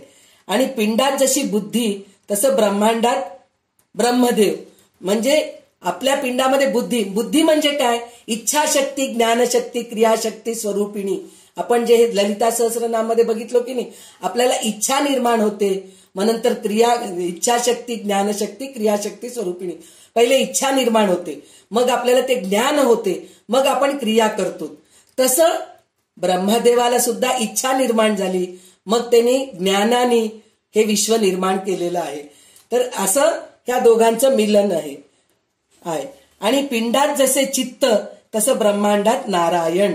म्हणजे आपलं चित्त म्हणजे शांत चित्त आहे, आपलं सद्बुद्धी आहे आपली, त्याचप्रमाणे नारायण आहे. पूर्ण जग चालवतोय तो, इतक्या ह्याच्यानी तटस्थतेने चालवतोय. तर विचार करा तुम्ही त्याच्यामध्ये किती तटस्थता आहे असा तो आहे. तसं आपलं चित्त पण तसं राहायला पाहिजे, तरच आपल्याला मोक्ष प्राप्ती होते. पिंडात जसा अहंकार तसाच ब्रह्मांडात निसंशयपणे रुद्र. म्हणजे रुद्रावतार म्हणून म्हणतो की नाही आपण, रुद्र तांडव करतो रुद्र, तसा आपला अहंकार सुद्धा आपल्याला तांडवच करवतो. म्हणजे आपला अहंकार जसा आहे तसं रुद्र आहे, हे शास्त्रामध्ये असे वर्णन आढळते म्हणून सांगितलेले. तर आता याच्या पुढे विष्णूचे अंतःकरण कोणते, चंद्राचे मन कसे आहे, ब्रह्मदेवाची बुद्धीचे लक्षण काय आहे, नारायणाचे चित्त कसे असते, रुद्राचा अहंकार स्वरूपाचा असतो, या सर्व प्रश्नाचं उत्तर द्यावं म्हणून श्रोता विचारतोय, शिष्य विचारतोय. तर त्यावेळेस वक्ता म्हणतोय की सिंहासमोर कुत्र्याला अगदी कमी किंमत असते. म्हणजे सिंह तर राजा आहे, जंगलाचा राजा आहे, कुत्रा भुंकणारा आहे, म्हणून ते आपण हे करत नाही. म्हणजे कुत्र्याला काही किंमत नाही सिंहासमोर, असं म्हणून सांगितलेलं आहे. त्याचप्रमाणे अनुभवातून निर्माण होणाऱ्या निश्चयात्मक ज्ञानापुढे नुसत्या अनुमानाची किंमत अगदी कमी पडते म्हणून सांगितलेलं आहे. म्हणजे इथं पुन्हा त्यांनी काय सांगितलंय, तुम्ही अनुभवच घ्या, नुसतं पुस्तकी ज्ञान घेऊ नका. पुस्तकी ज्ञान घेऊन काही उपयोग नाहीये, तुम्ही अनुभवच घ्यायला पाहिजे असं म्हणून सांगितलेलं. त्याच्यानंतर खऱ्यापुढे खोट्याला कोणीही प्रमाण मानणार नाही म्हणून सांगितलेले. म्हणजे खरं जे आहे ते तुम्ही कळून घ्या, आपण सतत खोट्यामध्येच अडकलेले असतो. तर त्याच्यानंतर त्यांनी काय सांगितले की प्रचितीचे महत्व ध्यानात येण्यास खरा परीक्षक पाहिजे. नीट परीक्षा केली म्हणजे खरे काय याचा निश्चय करता येतो. अशी परीक्षा केली नाही तर माणूस नुसता अनुमानाच्या संशय जलामध्ये गुंतून राहतो म्हणून म्हणतायत. म्हणजे हे सगळं विष्णू अंतःकरण आहे, चंद्र मन आहे, आणि रुद्र अहंकार आहे, आणि नारायण चित्त आहे. हे सगळं अनुभवच करावं. मी कितीही जरी बोलले तुमच्या समोर, मी किती जरी तुमच्या समोर सांगितले तरी आता तुम्हाला कळेल, हो हो बरोबर आहे, हो बरोबर आहे असं वाटतं. पण नंतर आपण विचार करायला बसलो तर ते आपल्याला काही हे होत नाही, आकलन होत नाही त्या गोष्टीचं. तर त्याच्यासाठी म्हणून आपण शास्त्राभ्यास करायला पाहिजे, गुरुप्रचिती घ्यायला पाहिजे. हे शास्त्रप्रचिती, गुरुप्रचिती घेतल्यानंतर सुद्धा आत्मप्रचिती म्हणजे विवेक करून स्वतः आपण त्या गोष्टीचा अनुभव करायला पाहिजे असं म्हणून. तर या आता परत तेच विचारतोय की चंद्र, विष्णू, ब्रह्मदेव, नारायण, रुद्र हे 5 देवाचे 5 अंतःकरणे आहे, ते स्वामींनी आम्हा समजून सांगावे म्हणून म्हणतायत ते. तर हे पुन्हा तिथं तेच सांगतायत की इथे अनुमानांना महत्व नाही म्हणून म्हणलं तर कल्पना करून उपयोग नाहीये म्हणून सांगितलेलं आहे. आणि किंवा शास्त्र सांगितलेले विचारात घ्यायचे असेल तर प्रत्यक्ष अनुभवानी सिद्ध झाले पाहिजे. हे सांगून कळणारं गोष्ट नाहीये म्हणून म्हणले. रामदास स्वामी इतकं सांगून परत म्हणतायत की हे सांगून समजत नाही, तुम्हाला अनुभवच घ्यावं लागतं म्हणून सांगतायत. आणि जर मी तुमच्या समोर हे बडबड करू लागले, समजा मी सारखं हेच सांगू लागले तर ते कसं होतं म्हणून म्हणलं तर कुत्र वर तोंड करून आ करून रडतो पहा, तसं माझं बोलणं असं आहे म्हणून रामदास स्वामी म्हणतायत. तर म्हणजे हे बोलायसारखे नाहीये, तिथं निशब्द होऊन जातो आपण, असं असतं म्हणून ते असं सांगतायत. ज्या समूहामध्ये सगळे आंधळे आहेत आणि एकटा डोळस माणूस आहे, त्याचं कोणी ऐकतं का? कळतच नाही बिचारांना, सगळे आंधळे आहेत. तर डोळस असलेला माणूस म्हणतो झाडाचे पाणी हिरवं आहेत, गुलाबाचं फूल गुलाबी आहे, आणि काय पाण्याचा रंग नाहीये किंवा रक्त लाल रंगाचं आहे. हे सगळं सांगितलं तर त्याला कळणार आहे का? नाही कळणार आहे. ते सगळे आंधळेच आहेत. त्याचप्रमाणे जर मी बडबड करू लागले तर त्याचा उपयोग नाहीये. तर ह्या गोष्टीचा आपल्याला अनुभवच घ्यावं लागतं असं म्हणून सांगतायत ते. तर स्वरूप वर्णन समजणे व पठणे कठीण आहे म्हणून सांगितलेले. म्हणजे हे सगळं समजावं म्हणलं तर खूप कठीण आहे असं रामदास स्वामी सांगतायत. आणि आत्मबुद्धीचा स्वानुभवी माणूस राजहंसासारखा असतो म्हणे. जो खरा ज्ञानी माणूस असतो तो राजहंसासारखा असतो. तो कसं करतो? पाणी आणि दूध जर मिळून ठेवलं तर दूध वेगळं करतो आणि पाणी वेगळं करतो आणि दूध पिऊन घेतो. ते राजहंसामध्ये म्हणजे ज्ञानी माणूस तसा असतो, खरं काय खोटं काय ते त्याला कळतं. पण अज्ञानी माणूस कावळ्यासारखा असतो, सगळं कचऱ्यामध्ये चोंच मारून मारून त्याचं खाद्य खात राहतो. किडे खा, त्याला काय पाहिजे ते बघितलं असताल ना तुम्ही, कावळा डिवचत राहतो कचऱ्यामध्ये, सगळं उचलून खात. म्हणजे आपण त्याप्रमाणे, आपल्याला काही कळतच नाही, सगळं गलबल गलबल गलबल असतं, त्याच्यामध्ये काय चांगलं आहे काय वाईट आहे आपल्याला सगळं, म्हणजे इतकी पुस्तकं वाचतो, इतकं करतो, तरी डोक्यात काही पडत नाही. म्हणून पहिले शास्त्र प्रचिती म्हणजे चांगल्या पुस्तकांचं ग्रंथांचा अभ्यास करायला पाहिजे. ते समजत नसेल तर गुरु प्रचिती घ्यायला पाहिजे, म्हणजे गुरुकडून त्याचा अभ्यास घ्यायला पाहिजे. हे दोन्ही झाल्यानंतर सुद्धा आत्मप्रचिती व्हायला पाहिजे, म्हणजे स्वतःच्या अनुभवाने या सगळ्या गोष्टी आपण कळून घ्यायला पाहिजे असं म्हणून सांगितलेलं आहे. तर पिंडाप्रमाणेच ब्रह्मांडाची रचना आहे अशी कल्पना करायची आणि आपल्या मनास येईल तसे ती बोलून दाखवायची अशी पद्धत दिसते. आपण बोलतो त्यास पुरावा कोणता आणि त्याचा अनुभव घ्यायचा कसा हे कोणी सांगतच नाहीत. म्हणजे आता मी पण तुम्हाला सांगू लागले, पण हे कितपत खरं आहे ते तुमचं तुम्हीच जाणून घ्यायला पाहिजे, तुमचं तुम्ही अनुभव घेऊन करायला पाहिजे. आता माझ्या अनुभवाने मी तुम्हाला सांगतेय, पण तुमच्या अनुभवाने ते खरं आहे का खोटं आहे का हे तुमचं तुम्हीच कळून घ्यायला पाहिजे. तर आणि इथं परत रामदास स्वामी काय म्हणतात, जे पिंडी तेच ब्रह्मांडी हा सगळा अनुमानाचा खेळ आहे म्हणतात. म्हणजे हे सगळं खेळ आहे, हे तुम्ही सगळं कल्पनाच करतायत, ह्याच्यात खरं काहीच नाहीये असं. हे भरमसाठ कल्पनेचे जंगल आहे म्हणून सांगितलेले ते. चांगल्या माणसाने अशा अरण्यात शिरू नये, चोरांनी त्यात संचार करावा. म्हणलं तर काय, म्हणजे हे सगळ्या भानगडीत न पडता आत्मप्रचिती घ्या तुम्ही, आनंदात राहा तुम्ही. मी कोणाच्या बद्दल द्वेष करत नाही, मी आनंदी आहे, स्वानंदी आहे, हे तुम्ही अनुभवा हे सांगतायत. काय करायचं तुम्हाला, ब्रह्मांडात काय पिंडात काय हे सगळं कळून घ्यायची काही गरज नाहीये, म्हणजे इतकं सगळं सांगून पुन्हा काही गरज नाहीये असं म्हणून आपल्याला रामदास स्वामी म्हणतायत. नंतर काय म्हणतात, कोणाच्या तरी मनात कल्पना येते, तो मंत्र रचतो, त्या मंत्राची देवता कल्पनेतूनच निर्माण होते, मंत्राने ती त्या देवतेची प्रतिष्ठापना करतो. याचा अर्थ असा की देवता स्वतंत्रपणे नसतात, मंत्राच्या अधीन आहे. म्हणजे आपण म्हणतो ना प्राणप्रतिष्ठा करायला पाहिजे, प्राणप्रतिष्ठा केल्या नाही तर देवामध्ये देवत्व येत नाही. कोणची तरी मूर्ती आणतो आपण देवाची पूजा करण्यासाठी, म्हणून कुठून तरी एक मूर्ती आणतो आपण. तर ती मूर्ती आणल्यानंतर तिचं प्राणप्रतिष्ठा करायला पाहिजे का हे आपल्याला असं आपले संशय येतं. नाही केलं तर काहीतरी दोष होतो का, निर्माण होतो का, काही होत नाही. तुम्ही मनापासून दररोज त्याच्यावर ते हळद कुंकू वाहून अभिषेक करून फुलं वाहिलात तर आपणहून त्याच्यामध्ये देव, तुम्ही जरी त्याच्यावर देवावरती ते पाणी जरी नाही घातलं तर देव आहेतच त्याच्यात. त्याचं कारण काय, सर्वत्र देव पसरलेला आहे, तर त्या मूर्तीमध्ये देव येणार नाही का, त्याला प्राणप्रतिष्ठा करण्याची गरजच काय. म्हणून मी प्राणप्रतिष्ठा करत नाही असंही करायचं नाहीये, कारण ते शास्त्रामध्ये सांगितलेलं आहे प्राणप्रतिष्ठा. म्हणजे इथं कन्फ्युजन कसे, विवेक वापरा. म्हणजे प्राणप्रतिष्ठा झाली नाही म्हणून मी देवाची पूजा करत नाही हे चुकीचं आहे, पण प्राणप्रतिष्ठा करू नये हे पण चुकीचं आहे.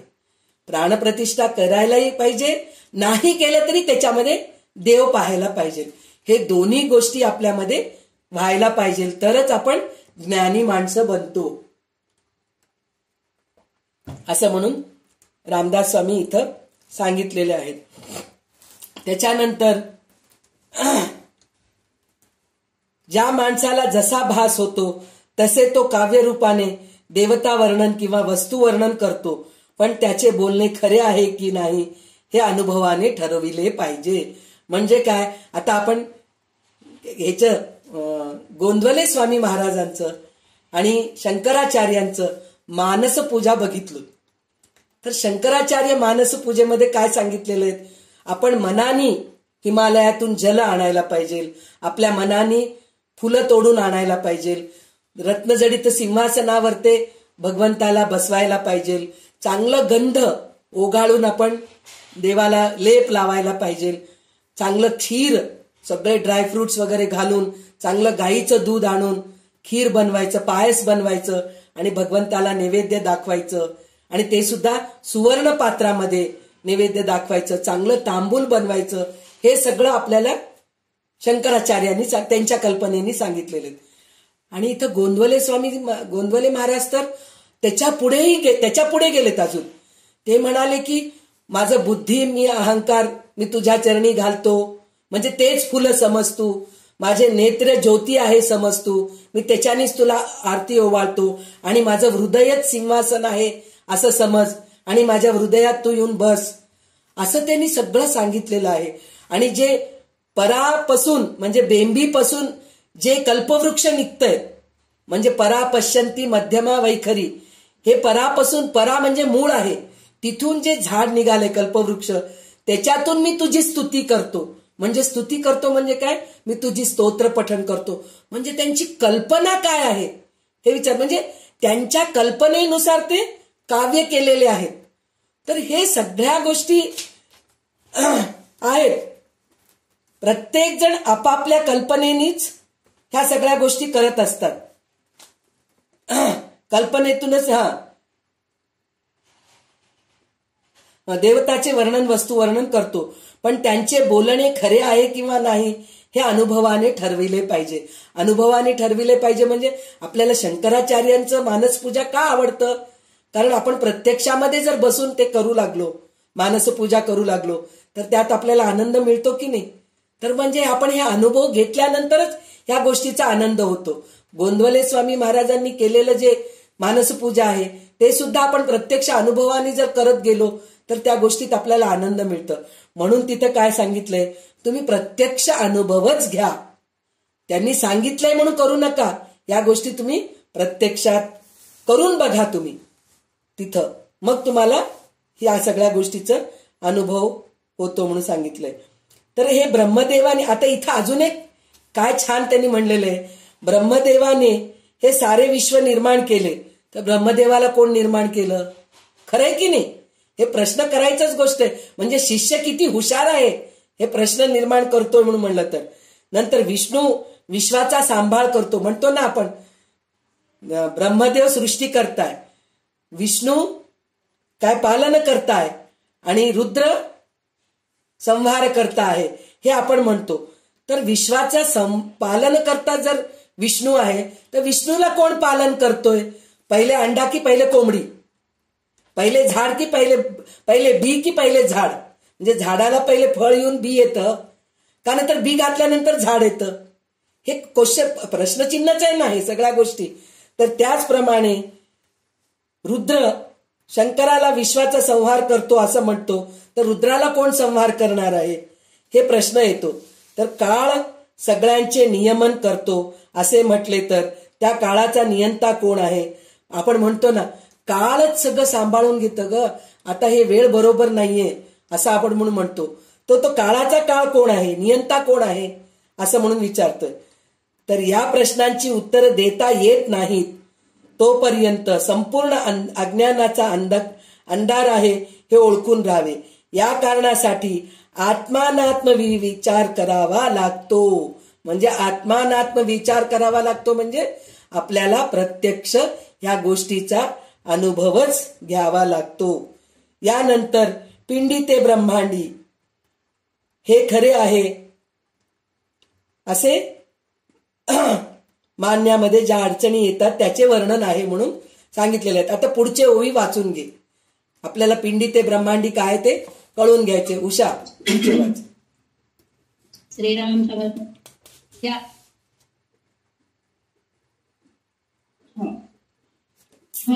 याचा कळेना विचार तो अवघा अंधकार, म्हणून या सारासार विचार करणे श्रीराम. ब्रह्मांड स्वभावेची झाले परंतु हे पिंडकार कल्पिले परी प्रत्यय आले नाही कदा श्रीराम. पाहता ब्रह्मांडाची प्रचिती कित्येक संशय उठती, हे काल्पनिक श्रोती नेमस्त जाणावे श्रीराम.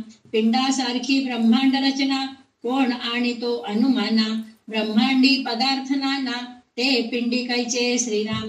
औटकोटी भूतावळी औटकोटी तीर्थावळी औटकोटी मंत्रावळी पिंडी कोठे श्रीराम. 33 कोटी सुरवर 88 सहस्र ऋषेश्वर, 9 कोटी कात्यायनीचा विचार, पिंडी कोठे श्रीराम, चामुंडा 56 कोटी, कित्येक जीव कोट्यानुकोटी, 84 लक्ष योनीची दाटी, पिंडी कोठे श्रीराम, ब्रह्मांडी पदार्थ निर्माण झाले, पृथक का करे वेगळाले, तेही तितुके निरोपिले, पाहिजेत पिंडी श्रीराम, जितुक्या औषधी तितुकी फळे, नाना प्रकारी रसाळे, नाना बीजे धान्य सकळे, पिंडी निरोपावी श्रीराम, हे सांगता पूर्वेना, तरी उगेची बोलवेना, बोलिले न येता अनुमाना, लाजी रवाणे श्रीराम, तरी हे निरोपिले नवचे, फुकट बोलता कायवेचे, या कारणे अनुमानाचे हे कार्य नाही श्रीराम, 5 भूते ते ब्रह्मांडी आणि 5ची वर्तती पिंडी, याची पहावी रोकडी प्रचिताता श्रीराम, 5 भूतांचे ब्रह्मांड आणि पंचभूतिक हे पिंड, या वेगळे हे उदंड, अनुमान ज्ञान श्रीराम, जितुके अनुमानाचे बोलणे, तितुके मन प्राय त्यागणे, निश्चयात्मकतेची बोलणे, प्रत्ययाचे श्रीराम, जे पिंडी तेची ब्रह्मांडी, प्रचित नाही की रोकडी, पंचभूतांची तातडी, दोहीकडे श्रीराम, म्हणून देहीचे स्थानमान, हा तो अवघाची अनुमान, आता एक समाधान, मुख्य ते कैसे श्रीराम, इति श्री दासबोधे गुरु शिष्य संवादे, अनुमान निरसन नाम समास 5वा श्रीराम श्रीराम, जय जय रघुवीर समर्थ. तर आता ह्याच्यामध्ये परत तेच सांगतायत, ते जे पिंडी ते ब्रह्मांडी आपण हे खरं कसं मानायला पाहिजे, त्याचं कारण काय, म्हणजे खोटं म्हणूनही म्हणता येत नाही, पण हे सगळं कल्पना आहे. पिंडी ते ब्रह्मांडी हे कसं करू शकतो आपण, तर याच्यामध्ये काय सांगितलं, ब्रह्मांडामध्ये काय काय आहेत ते सगळं त्यांनी सांगितलेले. तर ते जे ब्रह्मांडामध्ये ते पिंडी कसं असू शकतं हे ते सांगू लागलेत. ब्रह्मांडामध्ये 3.5 कोटी भूते आहेत. भूते आहेत म्हणजे जे सगळं जे आपल्याला दिसतंय प्राणी मात्र ते सगळे भूतच आहेत. म्हणजे 3.5 कोटी तीर्थे आहेत, 3.5 कोटी मंत्र आहेत. हे सगळे पिंडात असणे शक्य नाही म्हणून सांगतायत ते. म्हणजे हे सगळं 3.5 कोटी आपण 33 कोटी देव गायीच्या पोटात आहे म्हणून म्हणतो, पण हे प्रत्यक्षात आपल्याला दिसतं का, दिसत नाही. पण ते समजून कल्पना करून आपण गायीची पूजा करतो. त्याचप्रमाणे हे पिंडी आहे म्हणून आपण कसं खरं समजायला पाहिजे, तर ब्रह्मांडामध्ये 33 कोटी देव आहेत, 88,000 ऋषीश्वर आहेत, 9 कोटी कात्यायनी देवता आहेत. हे सगळे पिंडात असणे शक्य नाही. म्हणजे रामदास स्वामी सांगतायत ते शक्य नाही. ब्रह्मांडामध्ये 56 कोटी चामुंडा आहेत, अक्षरशः कोट्यावधी जीव आहेत, 84 लाख योनीमध्ये प्राण्यांची नुसती गर्दी आहे. हे सगळे पिंडात असणे शक्य नाही. वेगवेगळ्या आकाराचे वेगवेगळे कितीतरी प्रकार पदार्थ ब्रह्मांडात निर्माण झालेले आहेत. ते सगळे पिंडामध्ये आहेत असे दाखवता येणे शक्य नाही. असंख्य वनस्पती आहेत, तशीच असंख्य प्रकारची रसाळ फळे आहेत, नाना प्रकारची बीजे आहेत, नाना प्रकारची धान्य आहेत. ही सगळी पिंडामध्ये दाखवता येणे शक्य नाही. म्हणजे हे सगळं दाखवू शकत नाही. तर म्हणूनच पिंडी ते ब्रह्मांडी हे तुम्ही खरं समजू नका, ते तुम्ही स्वतः अनुभव घ्या म्हणून सांगतायत. अशा रीतीने हे सांगता सांगता संपणार नाही.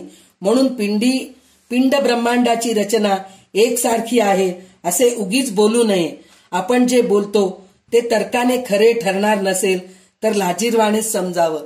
पण हे आपल्याला जर अनुभव आला नाही तर हे लाजिरवाणच गोष्ट आहे.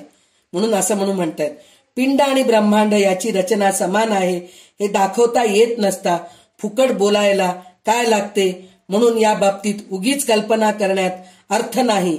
इतके सांगून झाल्यावर शेवटी जे पिंडी तेच ब्रह्मांडी याचा खरा अर्थ सांगतात व त्याचे मनाचे समाधान होते. हे सारे विश्व 5 महाभूताने बनलेले आहे.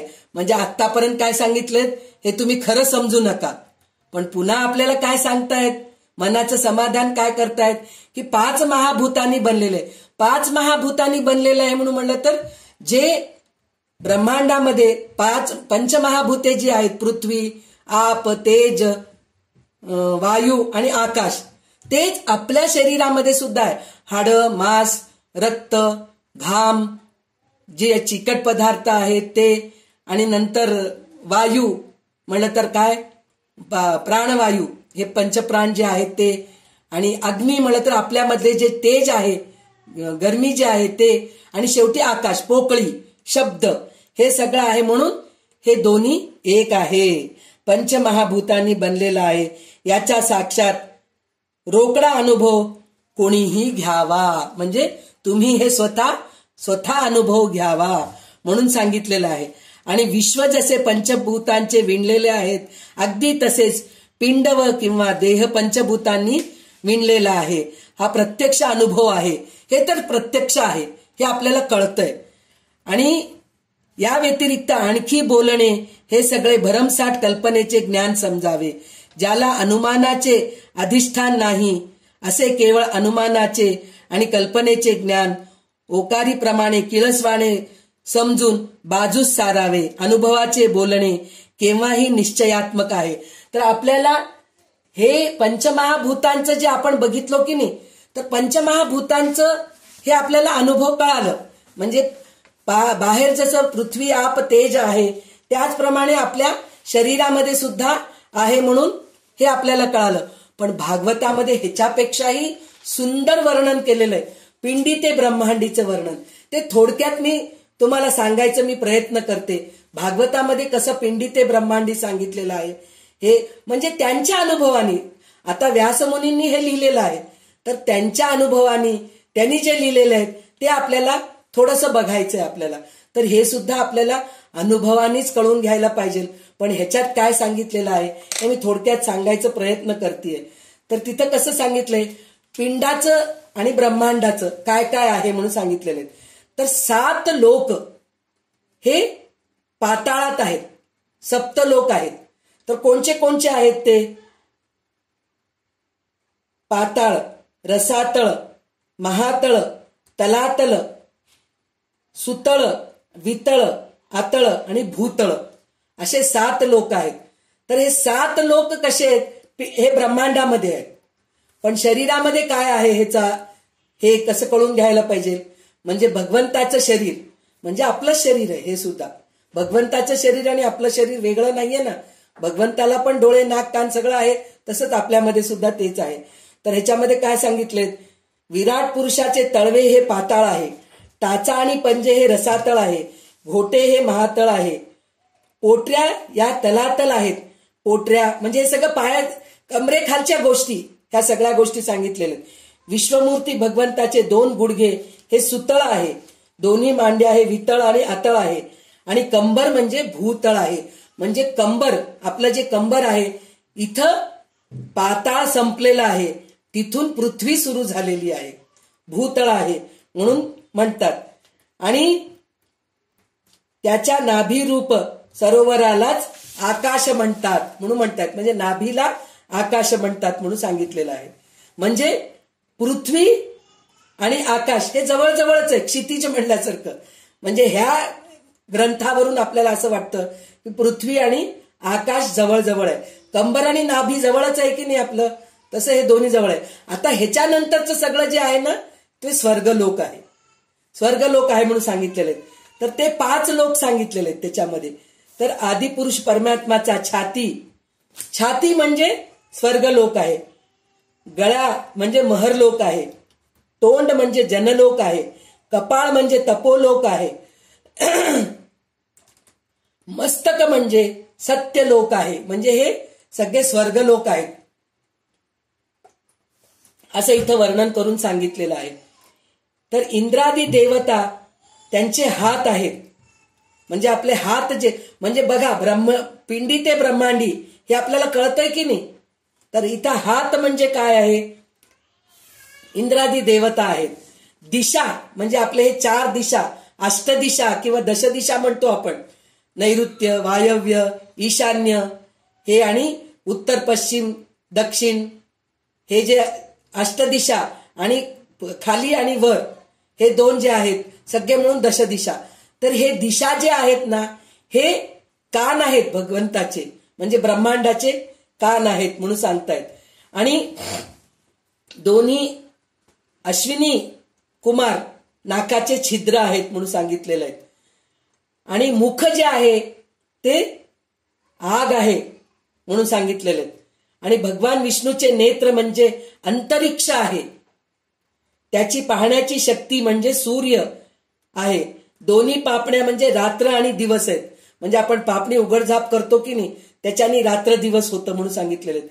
त्याचा भ्रू विलास ब्रह्मलोक आहे. टाळू म्हणजे पाणी आहे. जीभ म्हणजे रस आहे. वेदांना भगवंताचे ब्रह्मरंध्र म्हणतात आणि यमाला डाडा म्हणतात. सर्व प्रकारचे प्रेम दात आहेत. आणि जगाला मोहून टाकणारी माया हेच त्याचे हास्य म्हटलेले आहे.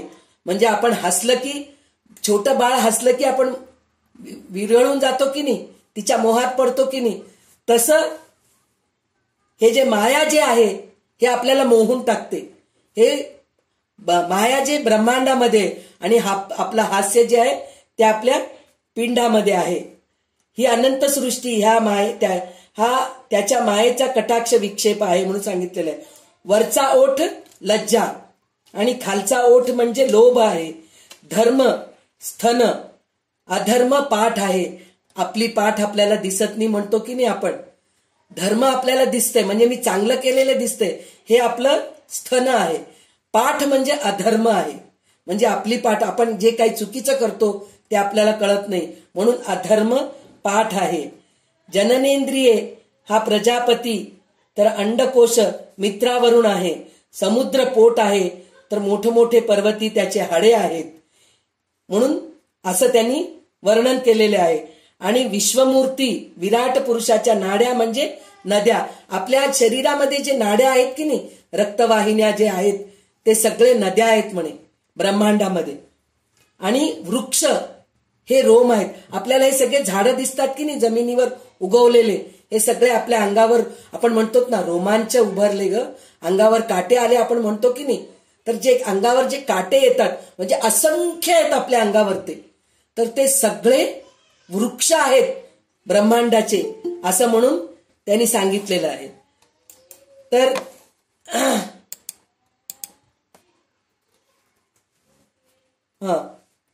आणि प्रभावी वायू हे जे आहे ना ते श्वास आहे म्हणून सांगितलेलं आहे. आपल्या ह्याच्यामध्ये कसं श्वास चालतं की नाही तसं वायू आहे म्हणून सांगितलेलं आहे. आणि ढगांना त्यांचे केस मानलेले आहेत. म्हणजे आपले ढग जे आहेत, केस जे आहेत ना ते ढग आहे म्हणून सांगितले. त्या अनंताचे वस्त्र म्हणजे संध्याकाळचं समय आहे. महात्म्या लोकांनी अव्यक्त अशा मूल प्रकृतीला त्याचे हृदय म्हणलेले आहे. आणि सर्व विकारांचा खजिना म्हणजे चंद्र म्हणलेले आहे. आणि इथं सर्वात्मा भगवंताचे चित्त म्हणजे महत्त्व, रुद्र म्हणजे अहंकार. हे आपण आता बघितलोच, ह्याच्या आधीच बघितलो. रुद्र म्हणजे अहंकार आहे म्हणून बघितलो. तर घोडे, खेचर, उंट आणि हत्ती त्यांची नखे आहेत. म्हणजे हे सगळे जे आपले नख आहेत की नाही हे सगळे प्राणी आहेत. म्हणजे ह्या नखानीच आपण बोचकरणं वगैरे करतो की नाही, त्याच्यासाठी म्हणून हे प्राणी आहेत म्हणून सांगितलेले आहेत. वनात राहणारे सर्व मृग आणि पशु पक्षी त्यांच्या कटी प्रदेशात राहतात. म्हणजे कटी प्रदेशात राहतात म्हणजे कमरेवर राहतात. म्हणजे कंबर म्हणजे काय, भूतळ म्हणून सांगितलेलं आहे. म्हणजे पृथ्वीवर सगळे हे जनावर प्राणी मात्र सगळे राहतात. आणि ह्याच्यामध्ये अजून एक काय सांगितलेलं आहे, तर निरनिराळ्या प्रकारचे पक्षी हे त्यांचे अद्भुत रचना कौशल्य आहे. म्हणजे हे पक्षी निर्माण खरंच किती आपण जनावरांना बघतो, पण जनावरांना बघितल्यानंतर छोटं असताना त्या जनावरांना बघितलं तर क्यूट वाटतात, छान वाटतात. पण ते मोठं झाल्यानंतर त्यांचं डरकाळी पोडलेलं, ते भुंकू लागलेलं, ते म्याव म्हणू लागलेलं तेवढं आपल्याला हे होत नाही. पण पक्षी बघा तुम्ही किती प्रकारचे, त्याला बघितलं तर बघतच राहावं वाटतात पा. त्यांचे रंग, त्यांचं ते आवाज, एक एक पक्षीचे एक एक आवाज असतात. तर हे सगळं बघितलं तर काय वाटतंय, खरंच शिल्पकार आहे की काय भगवंत. म्हणजे त्याचं कौशल्य आहे, रचना कौशल्य आहे. म्हणजे आपल्यामध्ये जे रचना कौशल्य आहे, आपण जे हुशारी दाखवतो ते हे सगळं भगवंतानी पक्ष्यांना निर्माण करून रचना कौशल्य म्हणजे पिंडी ते ब्रह्मांडी असं म्हणून सांगितलेलं आहे त्यांनी. तर आता याच्यानंतर त्यांनी काय सांगितलेलं आहे, स्वयंभू मनु त्याची बुद्धी आहे, म्हणजे जे स्वयंभुव मनू, म्हणजे जो मनुष्य सुरुवातीला आलेला आहे तो स्वयंभुव मनू, आणि शततारका ही त्याची पत्नी, म्हणजे प्रकृती पुरुष, ह्या दोघांनीच पूर्ण आपल्या प्रजाची उत्पत्ती झालेली आहे. तर ते कोण आहेत? त्यांची बुद्धी आहे. मनु संतान, मनुचे संतान म्हणजे स्वयंभुव मनुचे संतान म्हणजे मनुष्य, त्यांचे निवासस्थान आहे. गंधर्व, विद्याधर, चारण आणि अप्सरा आहे. षड्ज आदी संगीतातील स्वरांची आठवण आहे. म्हणजे आता हे सारे गम पम जे म्हणतो की नाही आपण, सारे गम पध निसा वगैरे, हे सगळं स्वरांची आठवण आहे म्हणून सांगितलेलं आहे. आणि दैत्यसेना त्याचे वीर्य आहे, म्हणजे आपल्या वीर्याकडून जे उत्पत्ती होते ते दैत्याकडून उत्पत्ती होते असं म्हणून सांगितलेलं आहे त्यांनी. ब्राह्मण मुख आहेत, क्षत्रिय भुजा आहेत, वैश्य मांड्या आहेत आणि शूद्र विराट पुरुषाचे चरण आहे. विविध देवत जे द्रव्यमय यज्ञ केले जाते ते त्यांचे कर्म आहे. तर आता आपण ह्याच्यामधून आता जसं रामदास स्वामी आपल्याला पिंडी ते ब्रह्मांडी जे सांगितलेत की नाही, म्हणजे पंचमहाभूत ब्रह्मांडात आहेत, तसंच आपल्या शरीरामध्ये पिंडामध्ये सुद्धा आहेत हे आपल्याला सांगितलंय. पण भागवतामध्ये अशा प्रकारे सांगितलेलं आहे. हे आपल्याला पटतं की नाही? का पटतं? त्याचं कारण हे अनुभव स्वतः व्यासमुनींनी घेतलेला आहे म्हणून आपल्याला पटतं. तरी सुद्धा आपल्याला इथं परत विवेक वापरायचा आहे, परत अभ्यास करायचा आहे, अनुभव घ्यायचा आहे, तेव्हाच कुठं आपल्याला ह्या सगळ्या गोष्टी कळतं. म्हणूनच त्यांनी तेव्हा काय सांगतायत इथं लिहिलेले आहेत ना, अनुभवाचे बोलणे केव्हाही निश्चयात्मक असते. तर अनुभवाचे बोलणे निश्चयात्मक असते म्हणजे आपल्याला भागवतामध्ये सांगितलेलं निश्चयात्मक खरं पटतं कशासाठी? ते त्यांचे अनुभव बरोबर असतात म्हणून ते निश्चयात्मक वाटतं आपल्याला. पिंडात काय आणि ब्रह्मांडात काय दोन्हीमध्ये पंचमहाभूतांची गडबड चालू आहे, त्याचा खटाटोप आढळतो. म्हणून ब्रह्मांडामधील स्थाने आणि इतर गोष्टी पिंडामध्ये म्हणजे देहामध्ये पाहण्याचा प्रयत्न करणे हा केवळ कल्पनेचा खेळ आहे, तो खरा नाही. पुन्हा आपल्याला इथं कन्फ्युजन करतायत. म्हणजे हे सगळं कळून घेतल्यानंतर तो खेळच आहे म्हणतायत आणि तो खरा नाही. खरे समाधान कसे असते त्याचा विचार आता आपण पुढच्या समासात करूया. तर आता पुढचा समास कोणचा आहे? गुणनिरूपण समास आहे. तर गुणनिरूपण समास आता पुढचे आपल्याला 20 ओवी उषा वाचून दाखव. उषा अनम्यूट कर फोन. जय जय रघुवीर समर्थ. दशक 9 समास 6 गुण निरूपण. गुण रूप निरूपण. आकाश जैसे निराकार तैसा ब्रह्मांचा विचार, तेथे वायोचा विकार तैसी मूळ माया श्रीराम. हे दासबोधी असे बोलिले ज्ञान दशकी प्रांजळ केले, मूळ मायेत दाखविले पंचभूतिक श्रीराम. तेथे जाणीव तो सत्वगुण, मध्य तो रजगुण, नेणीव तमोगुण जाणीजे श्रोती श्रीराम. म्हणाल तेथे कैची जाणीव, तरी एका याचा अभिप्राव. पिंडी महाकारण देही सर्व, साक्षिणी अवस्था श्रीराम.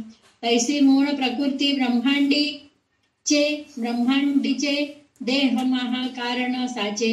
म्हणून तेथे जाणीवेचे अधिष्ठान आले श्रीराम. असो मूळ माये भीतरी गुप्त त्रिगुण वास करी. कष्ट होती संधी चतुरी, जाणावी गुण क्षोभिणी श्रीराम. जैसा तृणाचा पोटर राकळा, पुढे उकलोन होय मोकळा. तैसी मूळ माया अवळलीळा, गुणा प्रसवली श्रीराम. मूळ माया वायो स्वरूप, ऐक गुण क्षोभिणीचे रूप. गुण विकार होतची अल्प, गुण क्षोभिणी बोलिले श्रीराम. पुढे जाणीव मध्यस्थ नेणीव, मिश्रित चालिला स्वभाव. तेथे मातृकास ठाव, शब्द झाला श्रीराम. तो शब्द गुण आकाशीचा, ऐसा अभिप्राव येथीचा. शब्देची वेदशास्त्रांचा आकार झाला श्रीराम. पंचभूते त्रिगुणाकार अवघा वायूचा विकार. जाणीव नेणिवेचा विचार वायोजी करिता श्रीराम. वायो नसता कैची जाणीव नसता कैची नेणीव. जाणीव नेणिवेस ठाव वायो गुणे श्रीराम. जेथे मुळीच नाही चळण तेथे कैचे जाणीव लक्षण. म्हणून वायोचा गुण नेमस्त जाणावा श्रीराम. एकापासून एक झाले हे एक उगेची दिसून आले. स्वरूप मूळची भासले त्रिगुणभूतांचे श्रीराम. ऐसा हा मुळींचा कर्दमू पुढे स्पष्टतेचा अनुक्रमू. सांगता एकापासून एक उगमू हेही खरे श्रीराम. वायोचा कर्दम बोलिला तयापासून अग्नी झाला. तोही पाहता देखिला कर्दमुची श्रीराम. अग्नीपासून झाले आप तेही कर्दम स्वरूप. आपापासून पृथ्वीचे रूप तेही कर्दम रूपी श्रीराम. येथे आशंका उठली भूतास जाणीव कोठे देखिली. तरी भूतात जाणीव हे ऐकिली नाही वार्ता श्रीराम. जाणीव म्हणजे जाणते चळण तेची वायोचे लक्षण. वायो अंगी सकळ गुण मागा निरोपले श्रीराम. म्हणून जाणीव नेणी व मिश्रित अवघे चालिले पंचभूत. म्हणून या भूतांत जाणीवन असे श्रीराम. कोठे दिसे कोठे न दिसे परी ते भूती व्यापून असे. तीक्ष्ण भूती करिता भासे स्थूल सूक्ष्म श्रीराम. पंचभूते आकारली भूती भूते कालवली. तरी पाहता भासली एक स्थूळ एक सूक्ष्मे श्रीराम. विरोध वायो न भासे तैसी जाणीव न दिसे परी ते असे भूत रूपे श्रीराम. काष्टी अग्नी दिसेना विरोध वायो भासेना. जाणीव तैसी लक्षेना एकी श्रीराम. भूते वैगळ आली दिसती पाहता एकची भासती. बहुत धूर्तपणे प्रचिती ओळखावी श्रीराम. ब्रह्मापासून मूळ माया मूळ मायेपासून गुणमाया. गुणमायेपासून तया गुणास जन्म श्रीराम. गुणापासून या भूते पावली स्पष्ट दशेते. ऐसी यांची रूप समजते निरोपिली श्रीराम. आकाश गुणापासून आले झाले हे कदापि नाही घडले. शब्द गुणास कल्पिले आकाश वाया श्रीराम. एक सांगता एकची भावी उगाच करी गथा गोवी. तया वेड्यांची उगवी कोणे करावी श्रीराम. सिक विल्याही कळेना उमज विल्याही उमजेना. दृष्टांतेही तर्केना मंद रूप श्रीराम. थांब. तर आता इथं आपल्याला सगळं अनुभवातूनच कळून घ्यायचं आहे. हे आपल्याला रामदास स्वामी सांगतायत. गुण रूप म्हणजे हे सगळे गुण कसे आहेत हे आपल्याला सांगत आहेत. तर ह्याच्यामध्ये काय सांगितलेले आहेत सुरुवातीला म्हणून म्हणलं तर ब्रह्मस्वरूप आकाशासारखे आहे. आकाशास आकार नाही त्याचप्रमाणे ब्रह्मास पण आकार नाही. पिंडी ते ब्रह्मांडीचा विचार करतोय बरं का आपण. तर त्याच्यासाठी म्हणून आणि निराकार आणि निर्विकार आकाशामध्ये वायू लहर येते. त्याचप्रमाणे निर्विकार परब्रह्मामध्ये मूळ माया उदय पावते. म्हणजे आकाशामध्ये वायूची लहर येते आणि तिथं माया उत्पन्न होते असं म्हणून आपल्याला ते सांगितलेले. तर ते माया उत्पन्न कसं म्हणजे त्याच्यामध्ये एक आपल्याला कशामध्ये आहे की तैत्तरीय उपनिषदामध्ये एक मंत्र येतो. तर त्याच्यामध्ये काय सांगितलंय तर त्याच्यामध्ये सांगितलंय आत्मनः आकाश संभूतः आकाशाद वायु वायो अग्नि अग्ने आपः अद्वय पृथ्वी पृथिव्या औषधय औषधिभ्य अन्नम अन्नात पुरुषः म्हणून सांगितलेलं आहे. म्हणजे हे कसं निर्माण होतंय म्हणजे प्रकृती म्हणजे मूळ पुरुष प्रकृती ह्या दोघांनी माया निर्माण केली आणि मायातून हे सगळं दृश्य सृष्टी निर्माण झाली आहे हे सांगितलेलं आहे. पण ह्याच्यामध्ये अजून एक पण ह्या तैत्तिरीय उपनिषदामध्ये काय सांगितलेले तर मी आत्ता वाचलेलं श्लोकाचा अर्थ असा आहे की परमात्मा स्वरूपापासून प्रथम आकाश निर्माण झालंय. म्हणजे ब्रह्मानी स्पष्ट पहिले आकाश निर्माण केलंय, आकाशातून वायू निर्माण केलेलं आहे, वायूपासून अग्नी निर्माण केलेलं आहे, अग्नीपासून पाणी निर्माण केलंय, पाण्यापासून पृथ्वी निर्माण केलेलं आहे, पृथ्वीपासून वनस्पती, वनस्पतीपासून अन्न व अन्नापासून पुरुष उत्पन्न झाला.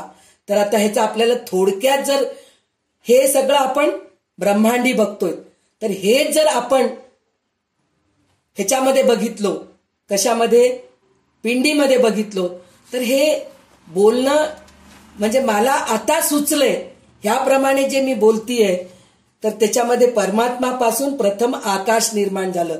म्हणजे आपल्या स्त्री गर्भामध्ये पोकळी असते की नाही, गर्भ जे असतं आपलं त्याच्यामध्ये पोकळी आहे, त्या आकाशामध्ये वायू आहे. म्हणजे जिथं पोकळी आहे गर्भामध्ये वायू आहे, त्या वायूपासून अग्नी आहे. म्हणजे अग्नी आहे म्हणूनच आपण सगळं काही करू शकतो. म्हणजे अन्न पचवू शकतो किंवा तर थंड झालं की काहीच करू शकत नाही, शरीर थंड झालं तर त्याप्रमाणे आपल्या शरीरामध्ये अग्नी आहे. अग्नीपासून पाणी निर्माण होते. म्हणजे पाणी म्हणजे आपलं वीर्य आणि रक्त एकत्र जमलं तर पृथ्वी निर्माण होते. पाण्यापासून पृथ्वी निर्माण होते. म्हणजे तिथं काय झालेलं आहे, पाणी म्हणजे वीर्य आणखीन रक्त हे दोन्हीचं मिश्रण झाल्यानंतरच एक बिंदू निर्माण होते आणि त्याच्याकडूनच शरीराची निर्मिती होते. त्याच्यानंतर पृथ्वी विश्व, त्यामध्ये पृथ्वीपासून वनस्पती निर्माण होते. म्हणजे पृथ्वीपासून वनस्पती निर्माण होते म्हणजे जे आपल्या शरीरामध्ये बाळ निर्माण होत राहतं, त्याला हातपाय येतात, सगळं काही येतं. वनस्पतीपासून अन्न निर्माण होते, अन्नापासून पुरुष उत्पन्न झाला. म्हणजे त्या बाळाला जर आईचं अन्न पुरलं तरच ते बाळाचं पूर्ण पोषण होतं की नाही. तर मला हे सुचलं म्हणून मी सांगितलेलं आहे. इथे हे कुठल्याही पुस्तकात लिहिलेलं असं काही नाहीये. आता मला हे सुचलंय, बरोबर आहे की नाही हे परमेश्वराला माहित आहे, पण मला जसं सुचलं ते मी सांगायचा प्रयत्न केले. पिंडी ते ब्रह्मांडी हे आपल्याला कळून घ्यायचंय म्हणून आपल्याला सांगितलंय. तर त्याच्यामध्ये त्यांनी स्पष्ट सांगितलेलं आहे. दासबोधामध्ये रामदास स्वामी सांगितले म्हणलेत ना, दासबोधामध्ये 7व्या दशकामध्ये हे प्रथम सांगितलेले पिंडी ते ब्रह्मांडी. म्हणजे पंचमहाभूत कसं आपल्यामध्ये आहेत आणि ह्याच्यामध्ये कसं आहे, ब्रह्मांडामध्ये कसं आहे हे आपल्याला 7व्या दशकामध्ये सांगितले. नंतर ज्ञान दशकामध्ये पण सांगितलेले आहेत. मूळ माया आपल्या पोटात पंचमहाभूते घेऊन असते हेही तेथे दाखवलेलं आहे आपल्याला. मूळ मायेमध्ये त्रिगुण सुप्त असतात, तेथे जाणीव तो सत्वगुण होय. म्हणजे जाणीव, आपण जाणते पण बघितलो की नाही. म्हणजे जाणते पण म्हणजे विवेक, हुशारी, कौशल्य, विद्या हे सगळं जे आहे की नाही ते सत्वगुण आहे म्हणून सांगितलेले आहेत. तो ज्ञानमय असतो आणि थोडी जाणीव थोडी नेणीव म्हणजे थोडंसं कळतं पण काही गोष्टी कळत नाहीत, ते रजोगुण आहे म्हणून सांगितलेले आहेत. तर रजोगुणामध्ये ज्ञान आणि अज्ञान याचा मिश्रण असतो आणि नेणीव तो तमोगुण म्हणजे काहीच कळत नाही, बद्ध जो आहे तो तमोगुणी असतो. तमोगुण म्हणजे अज्ञानमय आहे म्हणून सांगितलेलं आहे. तर इथं परत तेच सांगितलेले आहेत. ब्रह्मांडाचे देखील 4 देह आहेत. आपल्याला परत परत तेच घेऊन पुढे घेऊन जात आहेत. तर इथं ब्रह्मांडाचे 4 देह असलं तरी त्यापैकी मूळ प्रकृती आणि महादेह कारण आहे. म्हणजे मूळ प्रकृती म्हणजे जे शेवटचं आपल्याला सांगितलंय ना, हिरण्य, विराट हिरण्य, मूळ प्रकृती असं म्हणून आपल्याला जे सांगितलेलं आहे की नाही, जे शेवटचं आहे म्हणजे आपल्याला ज्ञान दशक म्हणजे ज्ञानाचं आपल्याला जे होतंय, जाणीव होते, बद्धातून मोक्षामध्ये आपण जे जातो तेच महत्वाचं आहे असं आपल्याला जेथे जाणीव असते तेथे ज्ञान जन्मते व जेथे ज्ञान दिसते तेथे जाणीव राहते म्हणून सांगता येते. त्याच्यानंतर आपल्याला काय सांगितलेलं आहे तर हे मूळ माया प्रकट कशी झाली म्हणून म्हणलं तर हे असंच त्रिगुणात्मक पंचमहाभूते ह्याच्यातून आपल्याला गुणमाया प्रकट झाली. मूळ मायाने मूळ मायेच्या पोटेत पोटात सत्व रज तम हे 3 गुण गुप्तपणे वास करतात. गुणमाया प्रकट झाली की या 3 गुणांची साम्यावस्था भंगते, मग ते व्यक्त दशेला येते. म्हणून गुणक्षोभिणी त्रिगुणांना व्यक्त दशेला आणणारी संधी आहे असे शहाण्यांनी ओळखावे. म्हणून म्हणलं तर हे 3 गुणाच्या पलीकडे आपल्याला जायला पाहिजे. सत्वाचा पण अहंकार नकोय आपल्याला. रजोगुण मिश्रण आहे, म्हणजे थोडं जाणपण आहे, काही अजाणतेपण आहे, आणि तमोगुण तर अजाणतापणच आहे. तर ह्याच्या पलीकडे आपल्याला जायला पाहिजे. तर ते कसं आहे, तर तेव्हाच ते शहाणे होतो आपण. म्हणून सांगितलेलं आहे धान्याचे कणीस प्रथम बंद असते, हे उदाहरण दिलेलं आहे. तर कणीस बंद असते की नाही, पण ते उघडल्यानंतर ते सगळं हे गेल्यानंतर त्याचं जे दाणे येतात ते पिकलेले कणीस आहे म्हणून सांगितले. ते सगळे उकलते, त्यामधील दाणे मोकळे होतात. त्याचप्रमाणे गुणमाया आरंभी 3 गुणांना पोटात घेऊन असते, म्हणजे 3 गुण पोटात घेऊन असते आणि ती सगळी उकलते. तिच्यामधून अगदी सहजपणे 3 गुण बाहेर पडतात, ते व्यक्त दशेला येतात. मूळ माया वायू स्वरूप म्हणजे शक्तिरूप असते म्हणून सांगितलेलं आहे. म्हणजे ती शक्तिरूप असते, वायूमध्ये शक्तिरूप असते म्हणून सांगितलेलं आहे. नंतर तिच्यामध्ये रजसत्व तम यांच्या मिश्रणाने विश्व निर्माण होण्याची क्रिया सहज चालते. म्हणजे हे रजसत्व गुणांनीच हे आपल्याला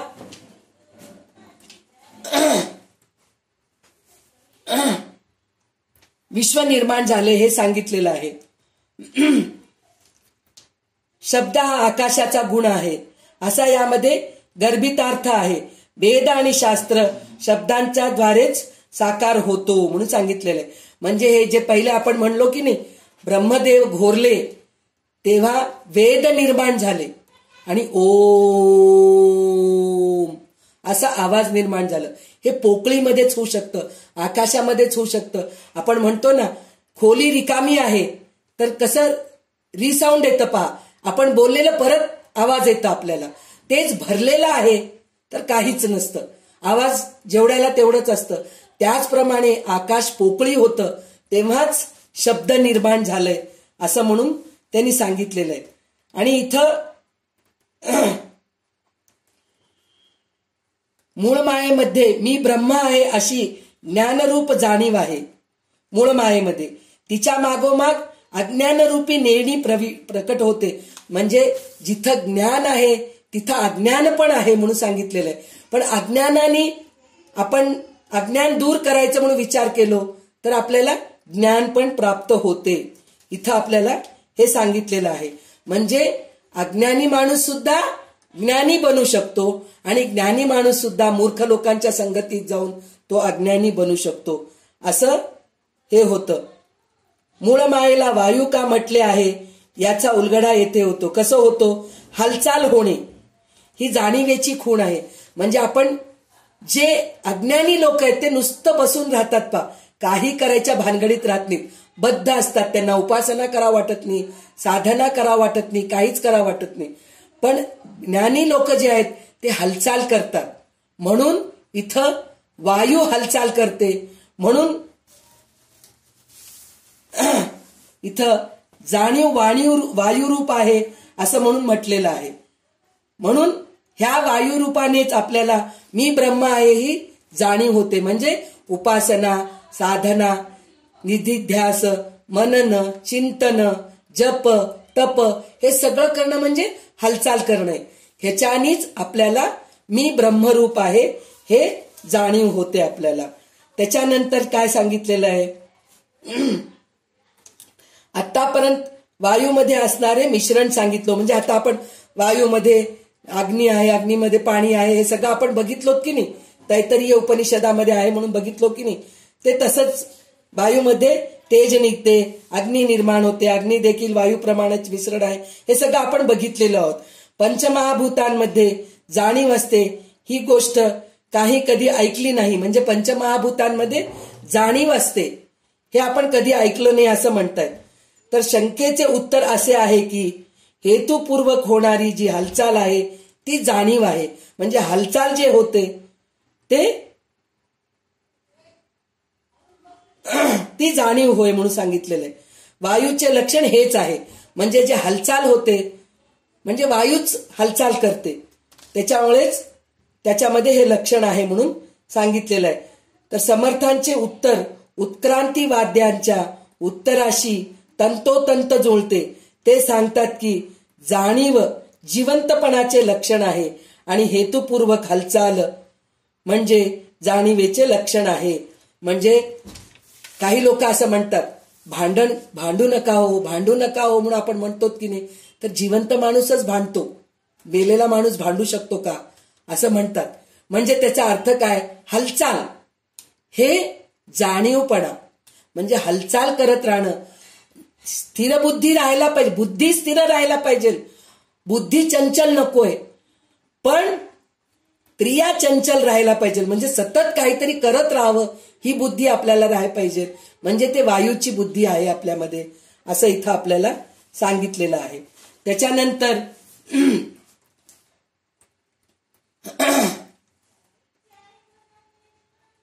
लाकडामध्ये अग्नी असून दिसत नाही, वायू वाहणे बंद झाले.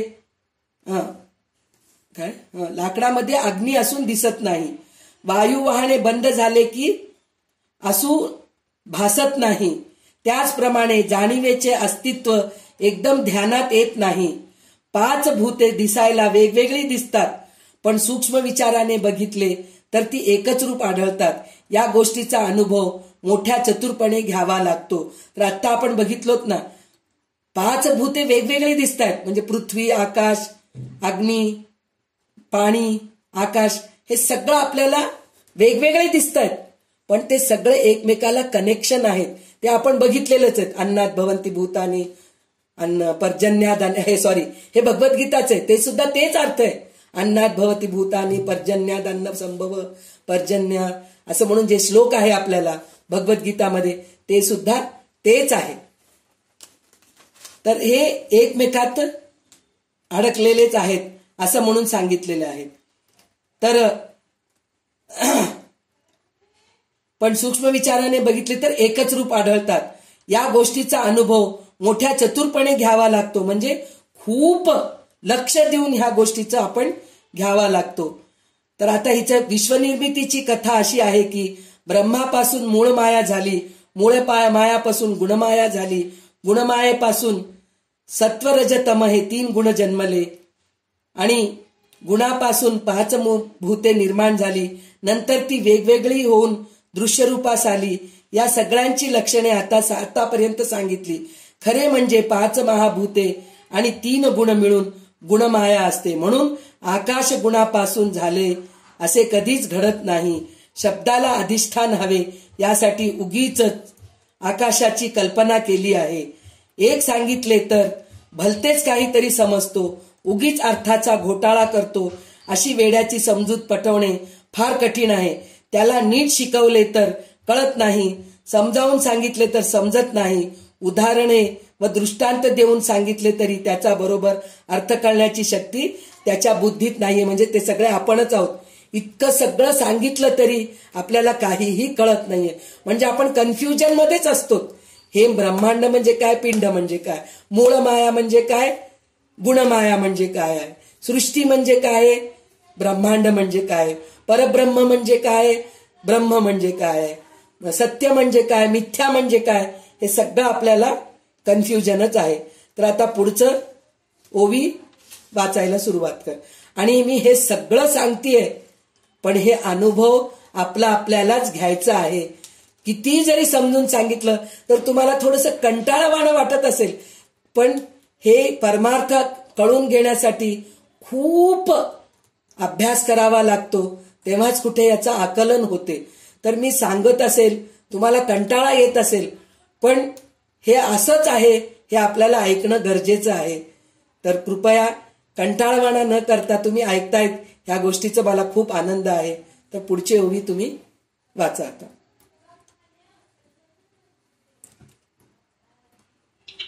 शिकविल्याही कळेना, उमजविल्याही उमदेना.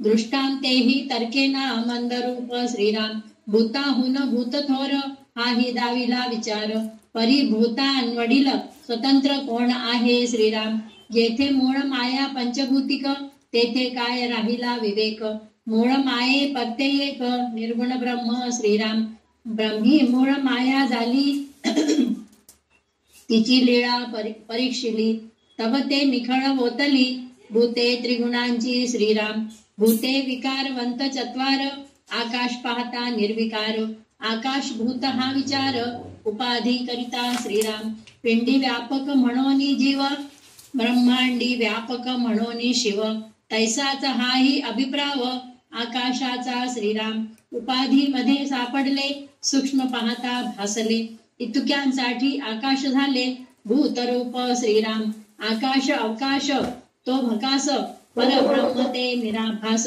उपाधी नसता ते आकाश तेची ब्रह्म श्रीराम जाणीव नेणीव मध्यमान हेची गुणांचे प्रमाण येथे निरोपिले त्रिगुण रूपे सहित श्रीराम प्रकृती पावली विस्ताराते पुढे एकाचे एकची होते विकारवंतची तयाते नेमकैचा श्रीराम काळे पांढरे मिळविता पारवे होते तत्वता काळे पिवळे मिळविता हिरवी होय श्रीराम ऐसे रंग नाना परी मिळविता पालट धरी ऐसे दृश्य हे विकारी विकारवंत श्रीराम एका जीवने नाना रंग उमटो लागती तरंग पालटाचा लागवेग किती म्हणून पहावा श्रीराम एका उदकाचे विकार पाहता दिसती अपार पाता भूतांचे विस्तार 84 लक्ष योनी श्रीराम नाना देहांचे बीज उदकापासून सकळ लोक किडा मुंगी स्वाप दादिक उदकेची होय श्रीराम शुक्लित श्रोणित म्हणजे नीर त्या नीराचे हे शरीर नखे दंत अस्ति मात्र उदकाच्या होती श्रीराम मुळ्यांचे बारीक पागोरे तेने पंथे उदक भरे त्या उदकेची विस्तारे वृक्ष मात्र श्रीराम आंब वृक्ष मोहरा आले आवगे उदकारिता झाले फळी फुली लगडले सावकाश श्रीराम खोड फोडून आंबे पाहता तिथे दिसेना सर्वथा खांद्या फोडून फळे पाहता बोली साले श्रीराम मुळापासून शेवटवरी फळ नाही तदनंतरी जळरूप फळ चतुरी विवेक जाणावे श्रीराम तेची जळ शेंड्या चढे तेव्हा वृक्ष मात्र लगडे एकाची एकची घडे तेणे प्रकारे श्रीराम पत्रे पुष्पे फळे भेद किती करावा अनुवाद सूक्ष्म दृष्टीने विशद होत आहे श्रीराम भूतांचे विकार सांगो किती क्षणा पालटती एकाचे एकची होती नाना वर्ण श्रीराम त्रिगुण भूतांची लटलट पाहतो जाता हे खटपट बहुरूप बहुपालट किती म्हणून सांगावा श्रीराम हे प्रकृतीचा निरास विवेके वारावा सावकास मग परमात्मा परेच अनन्य भावे भजावा श्रीराम इति श्री दासबोधे गुरु शिष्य संवादे गुण निरूपण नाम समास 6वा श्रीराम समर्थ श्रीराम जय जय रघुवीर समर्थ. तर आता इथं तेच सांगितलेलं आहे की पंचमहाभूतां आणि 3 गुण ह्याच्यातूनच मूळ माया गुणमाया निर्माण झालेली आहे हे सांगितलेलं आहे. तर त्याचं उदाहरण किती छान दिलेलं आहे त्यांनी. तर आपण पेंटिंग करणाऱ्यांना हे जास्त कळतं, जे लोक साडीवर ते पेंट केलेले आहेत किंवा लहानपणी कागदावर पेंट केलेले आहेत. तर प्रत्येक जण लहानपणी ड्रॉइंग पेंट शिकलेलंच आहेत. तर त्याच्यामधलं थोडंसं गोष्ट प्रत्येकाला माहिती आहे. पिवळं रंग आणि लाल रंग मिळालं की काय म्हणतात नारंगी ऑरेंज कलर निर्माण होतं आणि काळं आणि लाल मिळालं की मेरून कलर म्हणजे डार्क रंगाचं हे निर्माण होतं. आणि ह्याच्यामध्ये त्यांनी सांगितलेलं आहे की काळा आणि पांढरा रंग एकत्र मिसळलं की आपल्याला काय राखोडी रंग निर्माण होते. आणि त्याच्यानंतर पिवळा रंग आणि काळा रंग एकत्र मिसळलं तर हिरवा रंग तयार होतो. अशा रीतीने रंगाचं मिश्रण जर करत गेलं तर नवीन रंग तयार होतो की नाही. त्याचप्रमाणे हे पंचमहाभूतांचे मिश्रण आणि त्रिगुणाचं मिश्रणानेच हे विश्वसृष्टी निर्माण झालेली आहे असं सांगितलेलं आहे त्यांनी. आणि त्यात मुळात पाणी एकच असते, म्हणजे रंग जे मिळवतात की नाही त्याच्यामध्ये पाणी एकच असतं, पण त्यावर तरंग उमटू लागतात. तरंगामध्ये इतक्या जलद रीतीने बदल घडतो की त्याची गणती करणे अशक्य आहे. म्हणजे पाण्यामध्ये इतके तरंग उठतात त्याला आपण मोजमाप करू शकत नाही. तर 5 भूतापैकी पाणी एक भूत आहे. त्याचे एकट्याचे इतके असंख्य फेरबदल घडताना दिसतात. मग 5 भूतांचा पसारा केवढा अपार असेल याची कल्पना करा म्हणून म्हणतात. पाणी 5 महाभूतामध्ये एक पाणीच एवढं तरंग आपल्याला दिसू लागले, तर बाकीचे 4 भूते जे आहेत पृथ्वी, अग्नी, वायूचं तर आपण वायू आणि आकाश ह्याचे किती असतील हे आपण विचारच करू शकत नाही असं म्हणून सांगतायत त्यांनी. तर सगळी माणसे, किडा, मुंगी इत्यादी जीव आणि श्वापदादिक जनावरी सगळे पाण्यापासून निर्माण झाले म्हणून सांगितलेले. तर पाण्यापासून कसं निर्माण झालेले आहेत तर आत्ताच मी तुम्हाला सांगितले ना, रक्त आणि वीर्य हे पाणीच आहे ना आपल्या शरीरामधलं. पुरुषाचं वीर्य आणि स्त्रीचं रक्त हे दोन्ही एकत्र आल्यानंतरच एक शरीर निर्माण होतं. त्याच्यानेच नखे, दात हे सगळं हाडे तयार होतात. झाडाच्या आता त्याचं पिंडी झालं. ब्रह्मांडात कसं आहे तर झाडाच्या मुळं, तर मुळापर्यंत पाणी जर गेलं म्हणजे मुळांचे तंतू छोटे छोटे जे मुळं असतात त्याच्यामध्ये पाणी गेलं तरच झाड वर येतं, म्हणजे बीज अंकुरित होतं. अंकुरित झाल्यानंतर त्याला पानं येतात, मग ते झाड मोठं होतं, मग त्याला फळं येतात, मग ते फळं आपण खाऊ शकतो. तर आता आपण ते फळं आलेत म्हणून पूर्ण झाडामध्ये फळच आहे आपण हे अनुभवू शकतो का? नाही. झाडांच्या फांद्यामध्ये फळ दिसतं का आपल्याला? झाडांच्या झाडाच्या पानामध्ये फळ दिसतं का? झाडांच्या मुळामध्ये फळ दिसतं का? नाही दिसत. तर तसंच सगळं मिश्रण आहे, पंचमहाभूत एकत्र मिश्रण आहे, पण प्रत्येकामध्ये सगळं दिसतं असं नसतं. पाण्यामध्ये तुम्हाला पृथ्वी दिसती का हो? मिश्रण आहे म्हणून म्हणतायत, हे खरं आहे का हो? असं म्हणून म्हणलं तर होऊ शकत नाही. आकाशामध्ये वायू दिसतंय का हो? नाही दिसत. आकाशामध्ये पाणी दिसतंय का? पण हे सगळ्यांचं मिश्रणच आहे असं इथं त्यांनी सांगितलेलं आहे. तर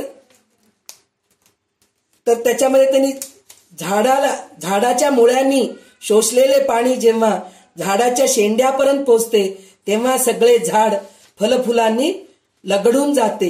एकातून दुसरे कसे निर्माण होते याचे हे उत्तम उदाहरण आहे. म्हणजे एकातून दुसरे म्हणजे पंचमहाभूतातून, वायूतून अग्नी, अग्नीतून पाणी, पाणीतून पृथ्वी, हे सगळं कसं निर्माण होते हे झाडाचंच उदाहरण आहे. म्हणजे एक पाणी बीज दिलं की अंकुरित होतं, मग झाड होतं, झाडाचे फुलं होतात, फुलाचे फळ होतं, फळांचं बिया होतं. त्याचप्रमाणे ते आपल्याला जे सांगितलेलं आहे की नाही तैत्तरीय उपनिषदामध्ये जे श्लोक सांगितलेले ते इथं बरोबर हे होतंय. आणि 5 भूतांमध्ये क्षणाक्षणाला सारखा बदल होतो. हे बदल सगळे सांगणे शक्य नाही. एका पदार्थामध्ये बदल होऊन त्यातून दुसरा पदार्थ निर्माण होतो. पदार्थाच्या रंगामध्ये नाना तऱ्हेचे बदल घडतात. हे सर्व वर्णन करणे शक्य नाही. म्हणजे हे एक फक्त आपण झाडाचं उदाहरणामध्ये बघितलं, बाकीचं पण तितकं वर्णन आपण करू शकत नाही असं रामदास स्वामीच म्हणतायत. तर मी कुठं आहे, मी काय वर्णन करू शकते? करू शकत नाही. 3 गुण आणि 5 महाभूते याच्या परस्पर मिश्रणाचा हा अवाढव्य खटाटोप समजून घेणे म्हणजे मोठीच खटपट आहे. नाना प्रकारच्या वस्तू, त्याची नाना प्रकारची रूपे, त्यामध्ये घडणारे नाना प्रकारचे बदल या सर्वांचे निरीक्षण व परीक्षण करायचे म्हणजे किती कठीण काम आहे ह्याची कल्पना करावी. म्हणजे हे सगळं समजून घ्यावं म्हणजे आपल्याला किती धडपड करावं लागतं. अशा या गुणमायेचे म्हणजे गुणमय प्रकृतीचे निरसन करावे आणि ते अत्यंत विवेकाने आणि सावकाश पुन्हा इथं आपल्याला विवेक वापरा म्हणूनच सांगतात, सावकाशपणे करावे. मग परमात्मा स्वरूप परमेश्वराशी अगदी अनन्य व्हावे आणि त्याच्याशी तदाकार होऊन त्याची भक्ती करावी. म्हणजे चंचल न राहता स्थिरबुद्धीने आपण करायला पाहिजे. तेव्हा कुठं आपण भगवंताची तदाकार होतो आणि भगवंताशी एकरूप होऊन आपण साक्षात्कार आत्मसाक्षात्कार करून घेतो. पिंडी ते ब्रह्मांडी काय हे कळून घेतो आणि परब्रह्म काय, सगळ्या ठिकाणी काय कसं पसरलेलं आहे परब्रह्म, हे सगळं आपल्याला तेव्हा कळतं. तर हे सगळं कळून घेणं म्हणजे खूप अभ्यास करावं लागतं. शास्त्रप्रचिती, गुरुप्रचिती, त्यानंतर आत्मप्रचिती हे घ्यावंच लागतं. तर खरोखर मी म्हणतेय, हे जे गुणरूप निरूपण जे समाज जे आहे ना, हे समजून घेणं कठीण आहे. त्यात समजवून सांगणं अजून कठीण आहे. हे समजून सांगितलेलं तुम्हाला समजलं की नाही हे मला माहित नाही. तर माझ्या मतीला जसं समजलं तसं मी सांगायचा प्रयत्न केले. तर खरोखर आज मी खूप कमी पडले असं मला वाटतंय. कारण मला स्वतःलाच ह्या गोष्टीचं इतकं शास्त्रप्रचिती म्हणतो आपण, गुरुप्रचिती म्हणतो. तर हे शास्त्रप्रचिती गुरुप्रचिती करू शकतो, पण आत्मप्रचिती झाल्याशिवाय हे प्रत्यक्ष बोलणं फार कठीण आहे. तर भगवंताच्या कृपेने थोडंसं जे काही मला कळालेलं आहे ते तुमच्यासमोर मी मांडायचा प्रयत्न केले. तर खरोखर ह्याच्यात काही कमी असेल तर माझं शास्त्रप्रचिती गुरुप्रचितीच कमी आहे, आत्मप्रचिती तर दूर गेलेलं आहे, तर कमी पडलेलं असेल. आणि जे काही तुम्हाला थोडंफार कळालेलं आहे ते खरोखर रामदास स्वामींची कृपा, परमेश्वराची कृपा आणि माझ्या सद्गुरूंची कृपा आहे. म्हणूनच आज थोडं काही मी बोलू शकले. मला सकाळी वाटलं होतं की मी हे बिलकुल बोलू शकत नाही, पण थोडंफार मला जसं समजलं तसं मी बोलायचा प्रयत्न केले. तर परत एकदा मी तुम्हाला सगळ्यांना क्षमा मागते.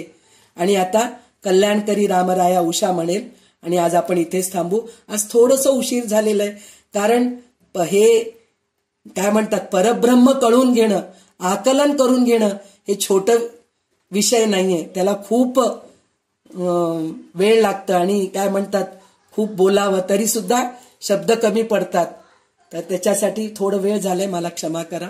तर कल्याणकरी रामराया म्हणायला सुरुवात करा.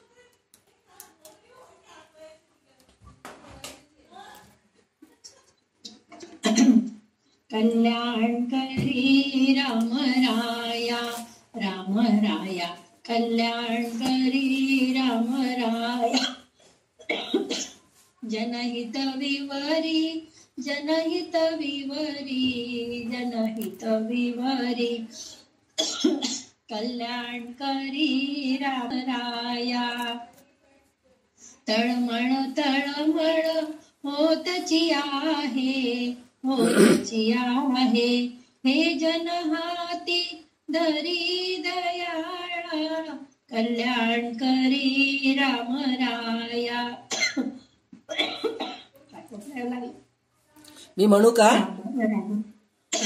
मी म्हणते तळमळ तळमळ होतची आहे, होतची आहे, तुझा तुची सावरी दयाळा, कल्याणकरी रामराया, रामराया कल्याणकरी रामराया.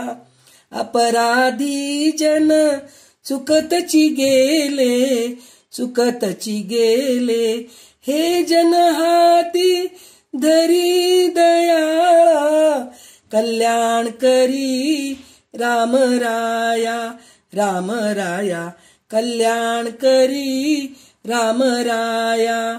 कठीण त्यावरी कठीणची झाले, कठीणची झाले, आता न दिसे उरी दयाळा, कल्याणकरी रामराया, रामराया कल्याणकरी रामराया. कोठे जावे काय करावे, काय करावे, आरंभिली बोहरी दयाळा, कल्याण करी राम राया, राम राया कल्याण करी राम राया. दास म्हणे आम्ही केले पावलो, दयेसी नाही सरी दयाळा. कल्याण करी राम राया, राम राया कल्याण करी.